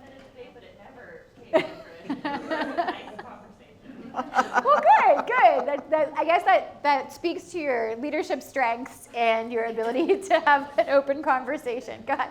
So vacation and summer. Oh. So very similar. So, we obviously said that they're both great in their own ways. So there's a lot of agreements on both ends of those. Very good. Well, yeah, I can see where that kind of works together. Yeah, you really can't debate. Can't debate. Maybe not taking a vacation in the summer. Well, right. There you go. There you go. Anybody else want to share? Anybody learn anything that they're going to try to use back at with your teams?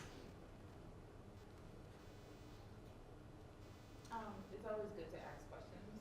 Yes. To have that open dialogue to make sure. I think just maybe understanding of what is being explained to you if you don't ask those questions. Very good. Yes, questions are really key to peeling back the layers and understanding. So really good point there. Anyone else? Go ahead. I would just say like empathy and active listening are very important in that. Yes, yeah, the active listening, like listening to hear and to absorb and understand as opposed to listening to respond, right? Which we talked about, I think, in our first session, that sometimes we just are waiting to respond. We're thinking about what we're going to say next, which kind of is what happens in a debate, right? But when they're asking questions and really listening, that's when you can start to understand and value that person's opinion and kind of de-escalate that conflict that may be occurring. All right. So with that, I think we're ready to move into change management. Excellent. Well, I'm glad that everyone had some fun with the debate and the dialogue. And we've explored different conflict management techniques up to this point. We talked a lot about how you as a leader can diffuse those conflicts. We gave you some strategies and principles that are going to translate into your everyday tactics. And now we're going to move into how we manage the changes that might come about in our organizations. Now, just as those heated arguments that you just went through are not effective in conflict resolution, they are also not effective when you're managing change. So we want to really think about the fact when we're talking about managing change and we're moving into environments where change is important, dialogue's going to provide us with a much better scenario for that change management. So in the next segment, we're going to really explore how you can create a space to manage change, what you should do as a leader when you have to navigate into a huge change for your organization, whether it's strategy or other tactics, and work through all of those components. So a quote that we like to look at is by William Bridges and talk through, and we can see our long, windy change road ahead of us. And if we know anything about healthcare, healthcare changes daily, all the time. We just heard about the CMS regulations, and I'm sure tomorrow another book of CMS regulations will drop on our desks. There is constant change. And people responsible for planning and implementing change often forget that the first task of change management is to understand the destination and how to get there. The first task of transition management is we need to convince people to actually leave home. To change is to change. And in healthcare, when we ask people in our meetings about why are you doing things that way, what's the number one answer we always get? It's the way it's always been done. And things will continue to be done that way because in healthcare, even though we like innovation, we talk about innovation, we want to really be on the forefront of all technology, we want AI to help us, we want all these components, we don't like to change. In fact, we resist change so much that we have a lot of those debates in the boardroom and in our leadership teams about why we're not going to change over and over and over and over again. So we want to focus on how we can empower you to embrace change. All right, so thinking about the principles of change, there really are guiding practices to effectively manage change and transition. Now, if you Google principles of change, there are so many.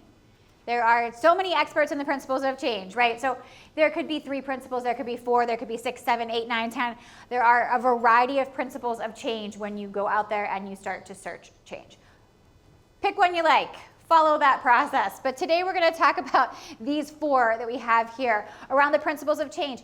Essentially, we have a higher level of success when change is part of our daily processes, our operations, right? And we're not just managing change, we're embracing it, and it is part of who we are within our leadership style, within our department, within our organization.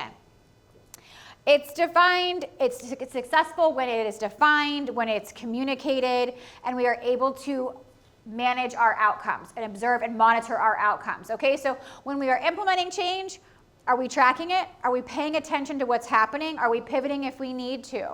We need to link our change management and our change process to performance outcomes.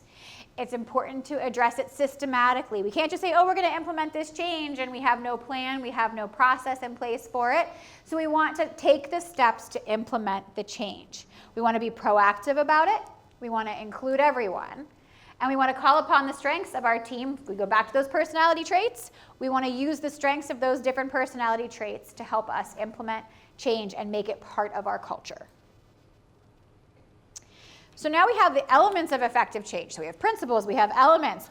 Identify the why and the how. Have a clear vision and purpose. Provide direction and motivation. So going back again to day 1, we talked about leading the way. We talked about inspiring the vision, sharing that vision. So identify the why and the how. The why is the big question. Everybody wants to know why we're doing this. And it can't be the answer we give our kids because I said so, right? We have to give them more information so we get their buy-in and we get their trust. Own the process. You are the leader. Be effective as a leader. Champion the process. Hey, I'm here with you. I'm doing it. Change is scary, but I'm right here with you. We've got this. And help others navigate the process. If they are struggling with the change, if they're struggling to understand something, help them get through it. Communicate the plan. Clear and concise communication. Consistent and timely communication. This is going to ensure that everyone is involved. So again, back to day 1, we have to communicate differently to different people. Back to our email example with our 4 different personalities. How are we going to get the message across so that it is clear and understood? Account for the culture. Embrace the mindset that encourages innovation, encourages involvement, and encourages that continuous improvement. That is the type of culture that we need within our departments, that we need within our organizations. Expect the unexpected. Ultimately, this great plan that we have, remember we talked about perfectionism as being a derailer. Perfectionism gets in the way of progress. So be flexible and adaptable. Things are going to get in your way. You might need to pivot, right? And it's okay. Again, acknowledge that it's not working. Say, it's not working, this is why we're going to do it differently. And this is how we're going to do it now because we learned from this mistake. But above all, keep moving forward. Don't stop. Don't lose momentum. The second you stop, the second you say, oh, it's just not working, then we are not going to see any type of change within our department or organization. When you're preparing to drive behavioral change within your organization, there are really 3 areas that you need to focus on making sure you have all the information necessary to move forward. You have to focus on the content and the information. You need to focus on the people that are going to be involved in the change and the people that are impacted by the change. And then what's the technology, or how are we going to hold people accountable or actually track the change and know that we're being successful? So first, the content. This is knowing all of the information that you need to communicate to people. Content might involve, why are we doing this? What's the purpose of it? What will be the outcome? Explaining it in full detail. If you're putting a new EHR in place, what's the content behind that? Why did you choose that EHR? What was the process that you went through to select it? If you have a new strategic plan that you're launching or a new market initiative, what's the content behind it? Why are we moving into a more cardiovascular focus? What's important about our oncology strategy? What are we looking for? So what's the content? Because the content is the knowledge, the information necessary for you to onboard other people and engage them, empower them, and enroll them in the changes that are occurring. So the content can be information, it can be knowledge, it can be information that you need to actually enroll. Next to the people. Make sure that you're actively working with everyone that it's going to touch. Sometimes when we're implementing a change, we don't focus on all of the necessary people that we're involving. We might leave out some individuals. Maybe we didn't talk about the environmental staff and what they need to do within housekeeping when we change the OR schedule, because now we need them to actually flip the rooms at a different time. Maybe we're failing to talk about the differences in the dietary restrictions and the fact that now what we're doing with our patients is they have to go through the dietary nutrition on a little iPad instead of actually communicating it with the nurse. So whatever the change is, we want to make sure that we think about everyone that's impacted by the change, and how we need to communicate to them. We also have to have technology, and technology can take on a lot of different forms. How will you track the change? What resources are you tracking? Is it going to be automated? Is it going to be manual? How often are you reporting it?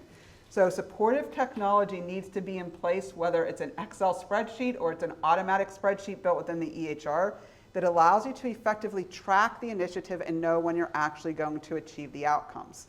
And whenever you address the content, the people, the technology, that will allow you to manage the behavior and actually work towards your change management plan and have effective behavioral change. Now, why is change management important? Well, healthcare changes all the time in a lot of different ways. And as healthcare leaders, it's going to be necessary for us to be able to manage change effectively in order for our organization to grow.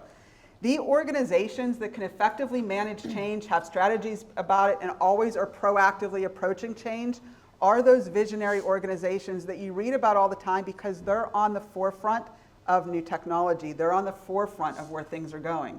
So change management is important because in today's rapidly evolving environment in healthcare, things are going to change. And we have to be ready to actually transition appropriately and make sure that as we transition appropriately, we have the right outcomes. Without an organized process to manage change, we're not going to have the outcomes that we desire. And then things happen like high turnover because no one's informed about the change, and we lose employees because they're unsure about what's happening. Employee morale goes down. We want to make sure we have a strong change management process, because with a strong change management process, we can actually engage everyone and we can make the impossible possible by realizing our goals. So if you think of it this way, change management is there to help you transform the impossible into the possible and actually engage others to achieve the goals that your organization wants. Change management is the bridge that's going to get you from point A to point B and move through that effectively. So if there's one thing that we know for sure in healthcare, it's that change is constant. Things are constantly changing, whether that's the patients that we have on our unit, whether that's the technology that we're using, the EHR that we have. So it's driven by advancements in technology. It's driven by changes in regulation. We just talked about CMS earlier. It's driven by the differences and the new demands from your patients, how we're going to react to patients, patient needs and demands. So think about that. You're trying to implement change in an environment that's constantly changing, right? It's a little bit of a hamster wheel. But if we think about it, staying in front of it, being proactive, going back to those 4 Ps of conflict management, we can apply that proactive mindset and positive mindset to get in front of the change. Look at things, peel back the layers and see where can you start implementing change. It's essential to remain competitive. So going back to that why are we focusing on expanding our cardiovascular services? So that we can stay competitive. Why are we no longer offering this service? Because we're losing money on it, right? And somebody else is going to do a better job at it. So we need to understand what we need to change in order to remain competitive. As an organization, as leaders, as team members, we have to be able to adapt quickly and continuously in order to maintain our strong patient outcomes and high engagement and high quality of care. So we're challenged because we are in an environment that's constantly changing. It's driven by the needs and the demands of our patients, but we need to be proactive and stay ahead of it so that we can remain competitive. The problem is we don't always know where to start, right? What do we change? Where do we start? It's hard to know, and it can be overwhelming, so we what? Avoid it, right? Our number one derailer. We avoid change. So kind of take a step back and look around your department and see really, if you can observe the processes, observe what is happening within your operations, and start to take note of areas where you could probably influence change. And here's some ideas, maybe it'll spark something within you. Do we need to standardize some of our work? Are we doing things differently? Does this person do it this way and this person do it this way because that's how they like to do it, that's how they've always done it? But it actually would be better if we kind of met in the middle, right? If we improved upon it and we had a standard of work so that there's cross-training, there's the ability to cover. So when that person calls out 5 minutes before their shift starts, you have a plan in place and we're not frazzled, right? Which we talked about earlier. So we're able to take the process, take the standard of work, and use that to deflate the situation. Look at turnover, look at retention. What's happening there? Are we using too many premium hours? Are we using too much overtime? What's our service line utilization? Do we need more automation? These are all areas where you can start to influence change. But one really great way to get started is to change small things first. So you gain a little bit of momentum and you start to feel the success of that change management. So when you think about change and how to get started and what to change, maybe compartmentalize it. What can I do immediately? What can I change immediately, right? Then maybe what can I do within 30 days? What can I do within 60? And what can I do within 90 days? Take those small chunks of change and then start to organize them and have a plan. But you have to get started. Again, eat that frog, do the easy things first, whichever way you want to look at it, get things crossed off your list and start to influence change. So there are really 5 phases of organizational change. And the first one is one that we're probably all familiar with in romantic relationships. It's the honeymoon phase. And these are adapted from Quint Studer's Hardwiring Excellence. So if you've read that book, it was so popular when it was launched 20 years ago that I think they just relaunched it again. And there's a second edition of Hardwiring Excellence all over again. And it's still being read. It's one of the most common books in healthcare. So these are from that Quint Studer book. And the first is the honeymoon phase. This is during the change where everyone's so excited. We're so happy we're putting in the new EHR. We're so happy we're recruiting a new surgeon. We're so excited that we're bringing on a new building. Whatever it is, it's the honeymoon phase and the excitement is there. And when you're in the honeymoon phase, this is where you need to build your emotional base. You have to go out and get as many stakeholders on board, employees, team members excited about what's happening as possible. This is where you're fostering that sense of buy-in. This is where you're fostering the ownership because everyone wants to make the change. Honeymoon phase doesn't last long. So you have to make sure you're quick, you're effective, and you're working through everything by hardwiring communication and behaviors, setting established behaviors that you're going to expect, what people should expect through the change, communicating the steps, the timeline, what's going to occur, rewarding and recognizing those people that are really on board. So you know your champions. They're the people that are really excited about the change. You want to identify all those team players that are going to be your key people. And now you have to make sure that they are really engaged in the change by rewarding and recognizing the efforts they put in and introducing them to that. And then put in place the accountability that you're going to use to track things. Again, no one likes accountability in most cases, but we want the accountability so we can manage the change process because it will keep us on track. The honeymoon phase is where you have to get everyone on board, make sure you know who are going to be your key people engaged and set that accountability system. Because as soon as the honeymoon phase is over, now reality sets in. Oh my gosh, we actually have a 6-month EHR implementation, which is going to require 280 hours of training for every single person that we have. And oh my gosh, we actually have to have the physicians do something with it instead of documenting on paper and then having the nurses go back in and documenting. So all of these things, reality sets in quickly. It's during the reality phase that now we have to double down on the education.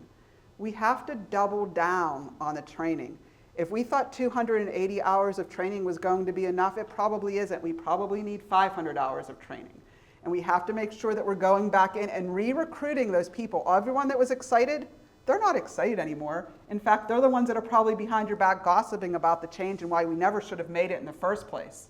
You need to go back in, re-engage them, recommit to them every single day, get them back on board because once that reality sets, you want to focus on that. And you want to focus on skills. Skills are extremely important in tactics while we're going through this. So it's in this reality phase that is extremely important because if we go back to the derailers it can be really easy to avoid, to disappear, to procrastinate, but we have to stay on task. Phase 3, the uncomfortable gap. This is, we're going from A to B. We were really excited. Reality is now setting in, and there's this chasm that all of a sudden is like a crater in front of us that we have no idea how we're going to bridge and get across. And this is where we have that uncomfortable gap of what we need to do. In these phases, you have to really focus on hardwiring accountability, hardwiring tasks, going back to the plan. What's working, what's not working, and what do we need to change? You may need to refocus things and change the plan a little bit. This is where you might reconvene and think through again these challenges and obstacles that aren't going well. What do we need to do to pivot and change, because we have to get across that bridge. It doesn't matter that there's a chasm here and no one knows how to jump across it. We have to get to the other side. And so this is where we want to make sure we have the right people in the right places. Do we have the team members that we need? Do we have the support that we need? And make sure that whatever we do, we are paving the track across the chasm to get to the other side. And as we work through that and get to the other side, now we have to focus on consistency.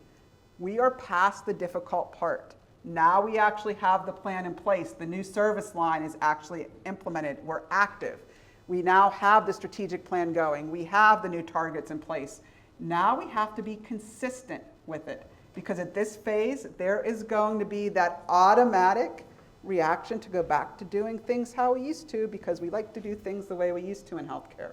And this is where we need to focus on consistency. We're sticking to this change. We know why we made this change. We want to be consistent. We need to be consistent because of X, Y, and B, and we have to standardize these behaviors. And this is where we then focus on standardizing that and making the difference so that we can get to the end, which are the results.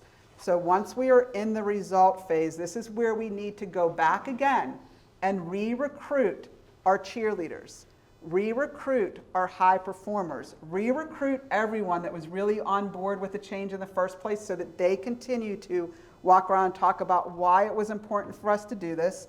And as we're re-recruiting, we're also focusing on engaging everyone else also, talking about the great things that came out of the change, talking about how we're going to continue to hardwire accountability, whether it's, look at our service line growth, share the service line growth with everyone, talk about the new quality.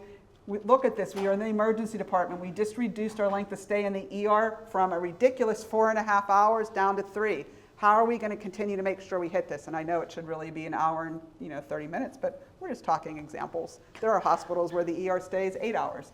So with this in mind, we want to make sure that we're focusing on the goal and the target and what we can do to stay there. So this really gives you that. So focusing on the honeymoon stage, getting past that and moving into when reality sets in, bridging the cavern and the canvas and getting across the bridge, being consistent with everything, and then getting the results that you want and communicating that. You will get through any organizational change if you follow those 5 steps. So, why is change hard? And there are a lot of reasons. Well, number one, change is hard in healthcare because ego gets involved. And when ego gets involved in change, many times I, as a leader, are admitting that I made a mistake and we need to change. And I don't want to admit that I made a mistake because now ego is involved. So we want to focus on the fact that pride can get in the way. Acknowledge it. Change is going to be a day-to-day activity. It happens. It has nothing to do with your ego. It's not good or bad, it just is. Number 2, we have a preference for the status quo or the comfort zone. We like to be comfortable. We like to sit on the couch like we talked about earlier. We like to enjoy our warm blanket. We like to be comfortable. And when we're changing, we're not comfortable because sometimes we don't know what's coming next. We could round the corner and we could get slammed with something we never expected. So change is difficult because we want to be familiar, and familiar is safe. 3, we have nostalgia. There's sentimental attachment for that building that we built for $28 million that no one's actually working in anymore. We have sentimental attachment for those 3 wings of the hospital that used to be the labor and delivery area and our ORs that we used to use, but now we're just storing things in them because of the situation. We have nostalgia. So we want to focus on the fact that that's a reason that people are sentimental. So thinking about the old way of doing things is going to hold us back. You want to focus on the new way of doing things.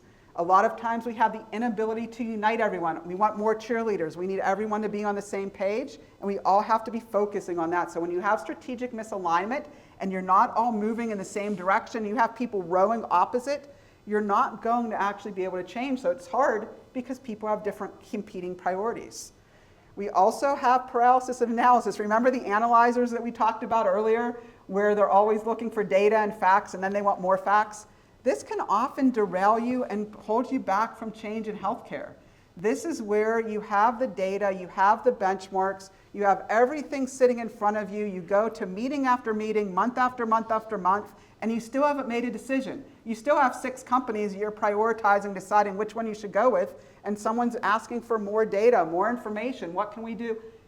This is one of the reasons change doesn't happen, because you get paralyzed by the information and paralyzed by making a wrong choice. There's fear of failure of the unknown, fear of failure of making the wrong decision, and a loss of control. Change oftentimes means you have to give up the steering wheel. And sometimes we are gripping that steering wheel so tight, we do not want to let it go for a little bit because we might veer off track just a little bit. But keep in mind that when you're in the airplane and you're up at however many feet, and it's on autopilot, it's making small course corrections every single second. And very similarly, when you have your change management plan, you are going to make small course corrections. But the endpoint still remains the same. If the plane was en route from Pittsburgh to Chicago, it's going to end up at Chicago. It just might have to take some deviations. Your change management plan is going to be the same reason, and this is why change is so hard within healthcare. So we're going to just take a minute and tell you a little story about one of our clients, because I think they fall nicely into why change is so hard. I think you all know that Stephanie and I, we work in the productivity workforce optimization space at Altius. So we were hired by a hospital, nobody in the Pittsburgh area, don't worry. We're not doing productivity here. Productivity is scary. But anyway, we were hired, and they came to us and they said, we are losing $3 million a month. Okay, do that math. $3 million a month. They are on track to lose how much in a year? Very good, good math. They're not worried though.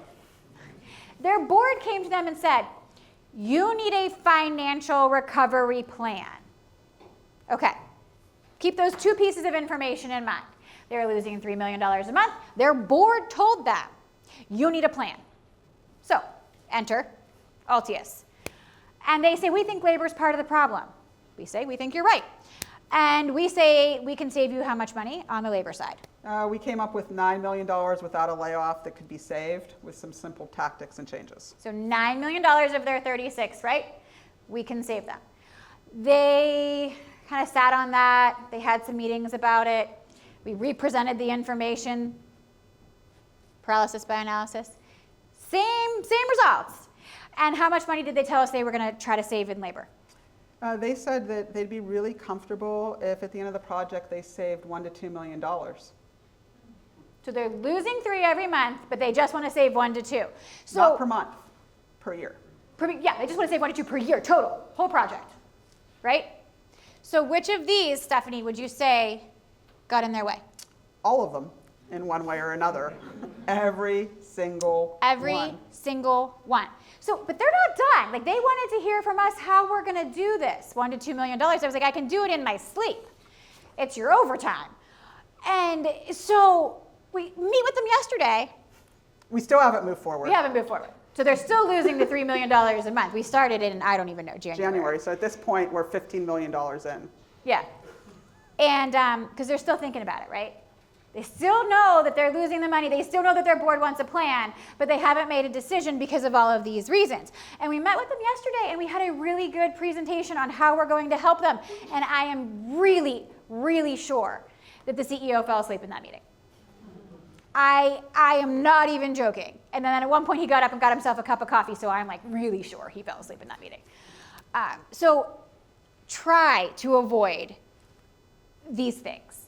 Don't let your ego get in the way. Don't ask for so much data that it's overwhelming and you can't even make a decision because the data is doing all of these different things. Yes, there's competing priorities, but prioritize them. Figure out where to start and let the change happen and move forward.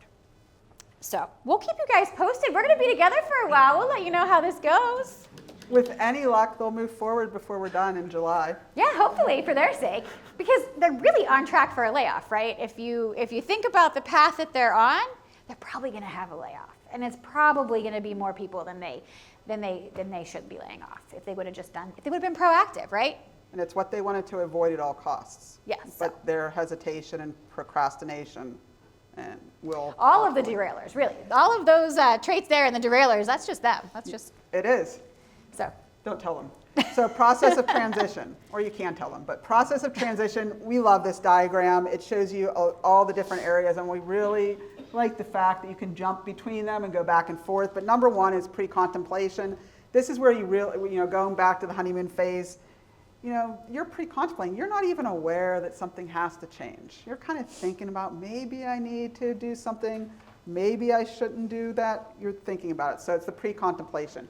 And then you move into phase two, where now, okay, I acknowledge I cannot continue to have my emergency department length of stay at 8 hours. I need to contemplate what I'm going to do to change this. So now the possibility of change actually moves in, and you go down to 3, just like a runner that's racing. You're at the start line, you know something's going to happen, so you're preparing and you're taking the steps. These are the planning stages where individuals can actually decide what's occurring.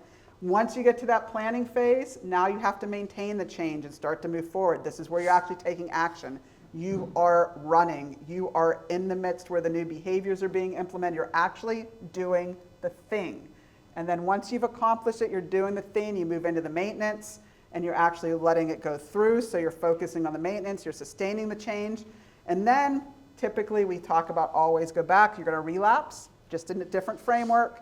And you have to then recommit to why you're making the change in the first place, which means you're going back to pre-contemplation. Now, you can jump between the relapse and action pretty quickly. You can have your team relapse to going back to the old way of thinking things, the old way of documenting, the old way of looking at it, the old way of scheduling, but you need to step in and have a different solution. Especially, in healthcare, whether you're using agency staff a lot or you're looking at a lot of overtime, whatever it is, when the relapse occurs, step in, get to action again. And you can avoid going through those processes over and over again. All right, this is our final breakout session to kind of round out everything that we've gone over today. So now we're going to use what we learned about conflict management, change management, personality management, and we are going to swap our leaders' accessories, 3 accessories.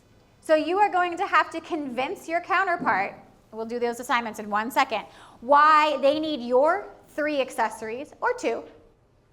Does anybody want to share what they got for their critter, for their leader? What accessory, and why it's valuable to your leader? Anybody want to share? Okay, back here.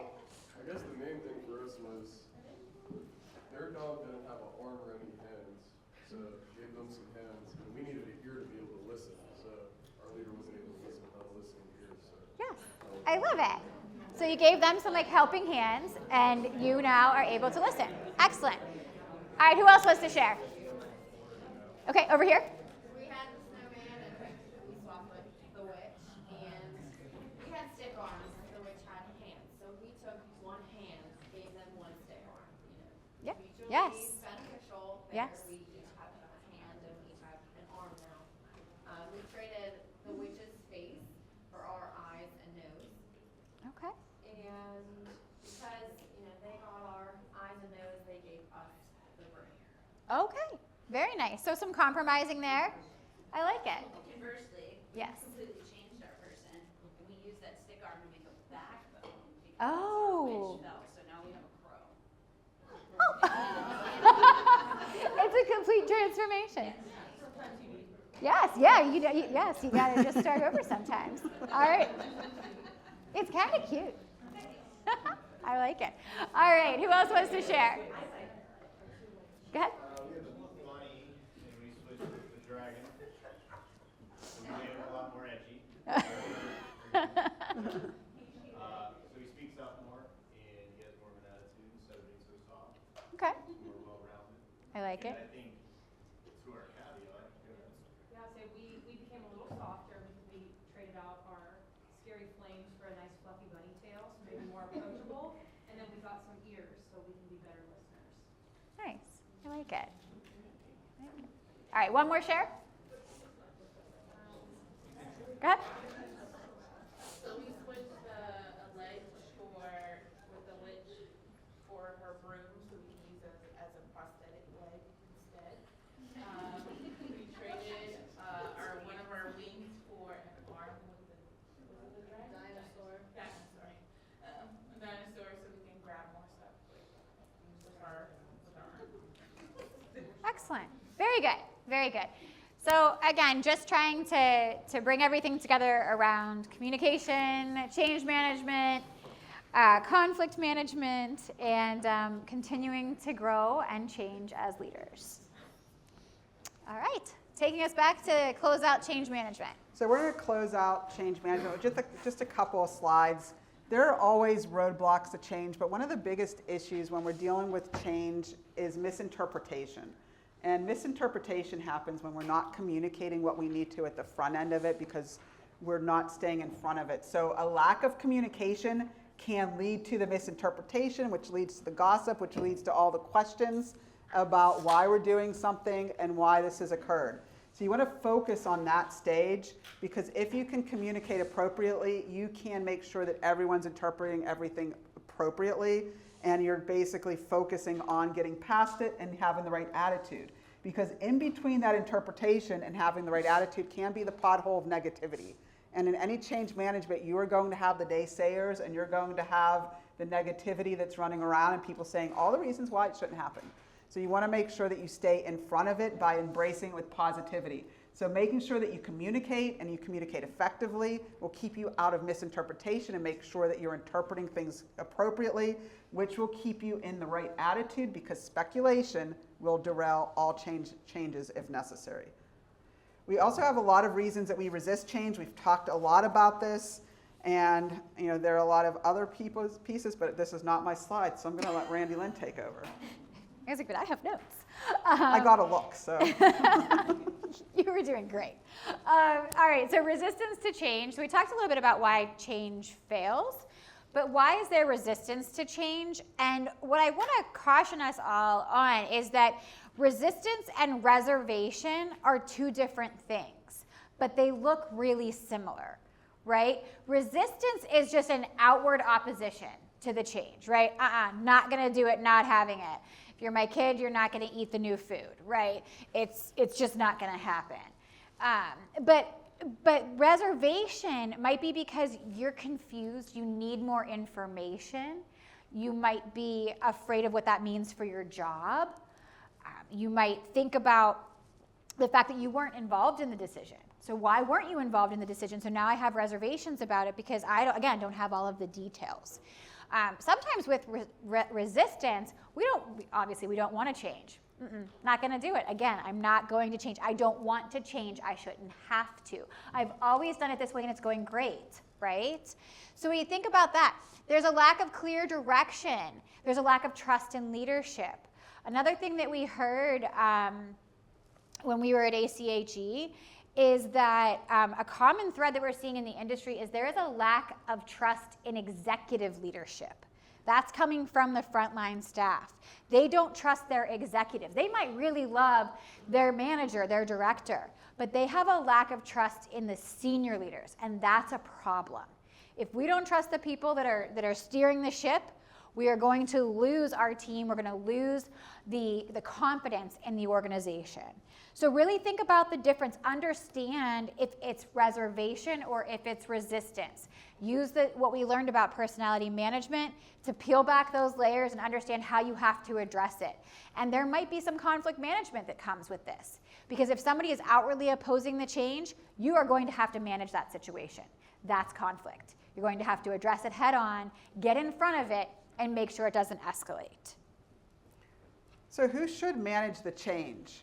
And when you're talking about change, change really can be managed effectively if you have a project committee or you have a steering group. And this can be a small group within your department, or it can be a larger group at the organization or hospital system-wide level.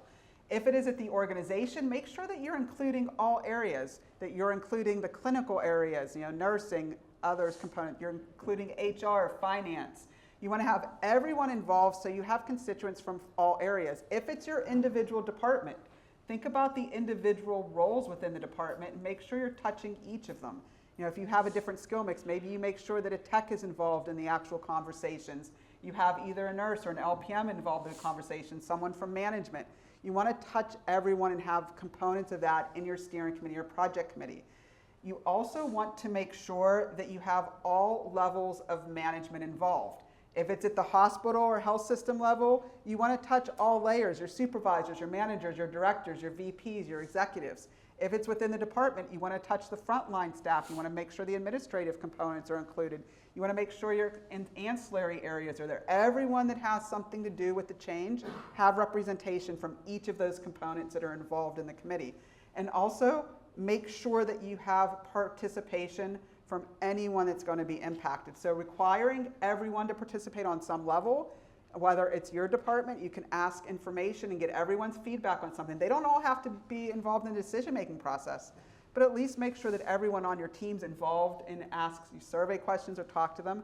If it's at the organization level, get participation from all departments that change touches so that everyone is invested in the actual outcome. Now, there are tons of reasons that change initiatives fail. We talked about this a lot. One of them is lack of urgency. We heard about that with the situation where the hospital's losing $3 million a month.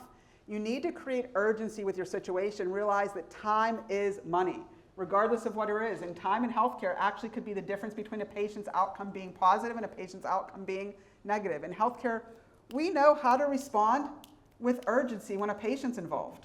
But we also have to learn how to respond with urgency when it deals with actual discipline matters regarding management. So focus on things, make sure you're responding with urgency. We've talked about personal agendas, turf wars, the reason people build out these big, large projects. But we want to make sure that we all are invested. We might not have the right team members involved. We may have inefficient teams. Maybe we're not providing the right skill set, the right knowledge, the right education leading up. If we avoid leadership development and education for our staff member for 10 years and we actually don't invest in that as a leader, we don't invest in that as an organization, when the change happens, we're not going to have the skills to actually execute. We're not going to be able to implement it, and all of a sudden we're wondering why the change is failing. So all of these are areas where change initiatives can fail, and we really want to make sure that we're focusing on getting it right. So the only way to make sense out of change is to plunge right into it and join the dance party.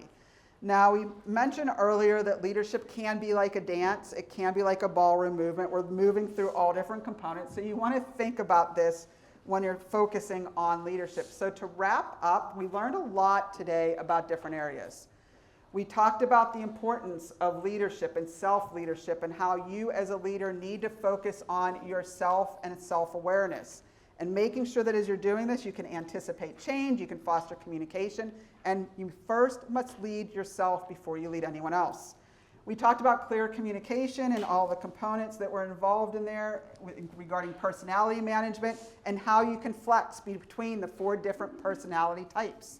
We focused on conflict resolution and different ways that you can diffuse the conflicts and actually prevent them from occurring in the first place. And we wrapped up with talking about how you as a leader can best manage change moving forward. So with that, session number 3 is a wrap.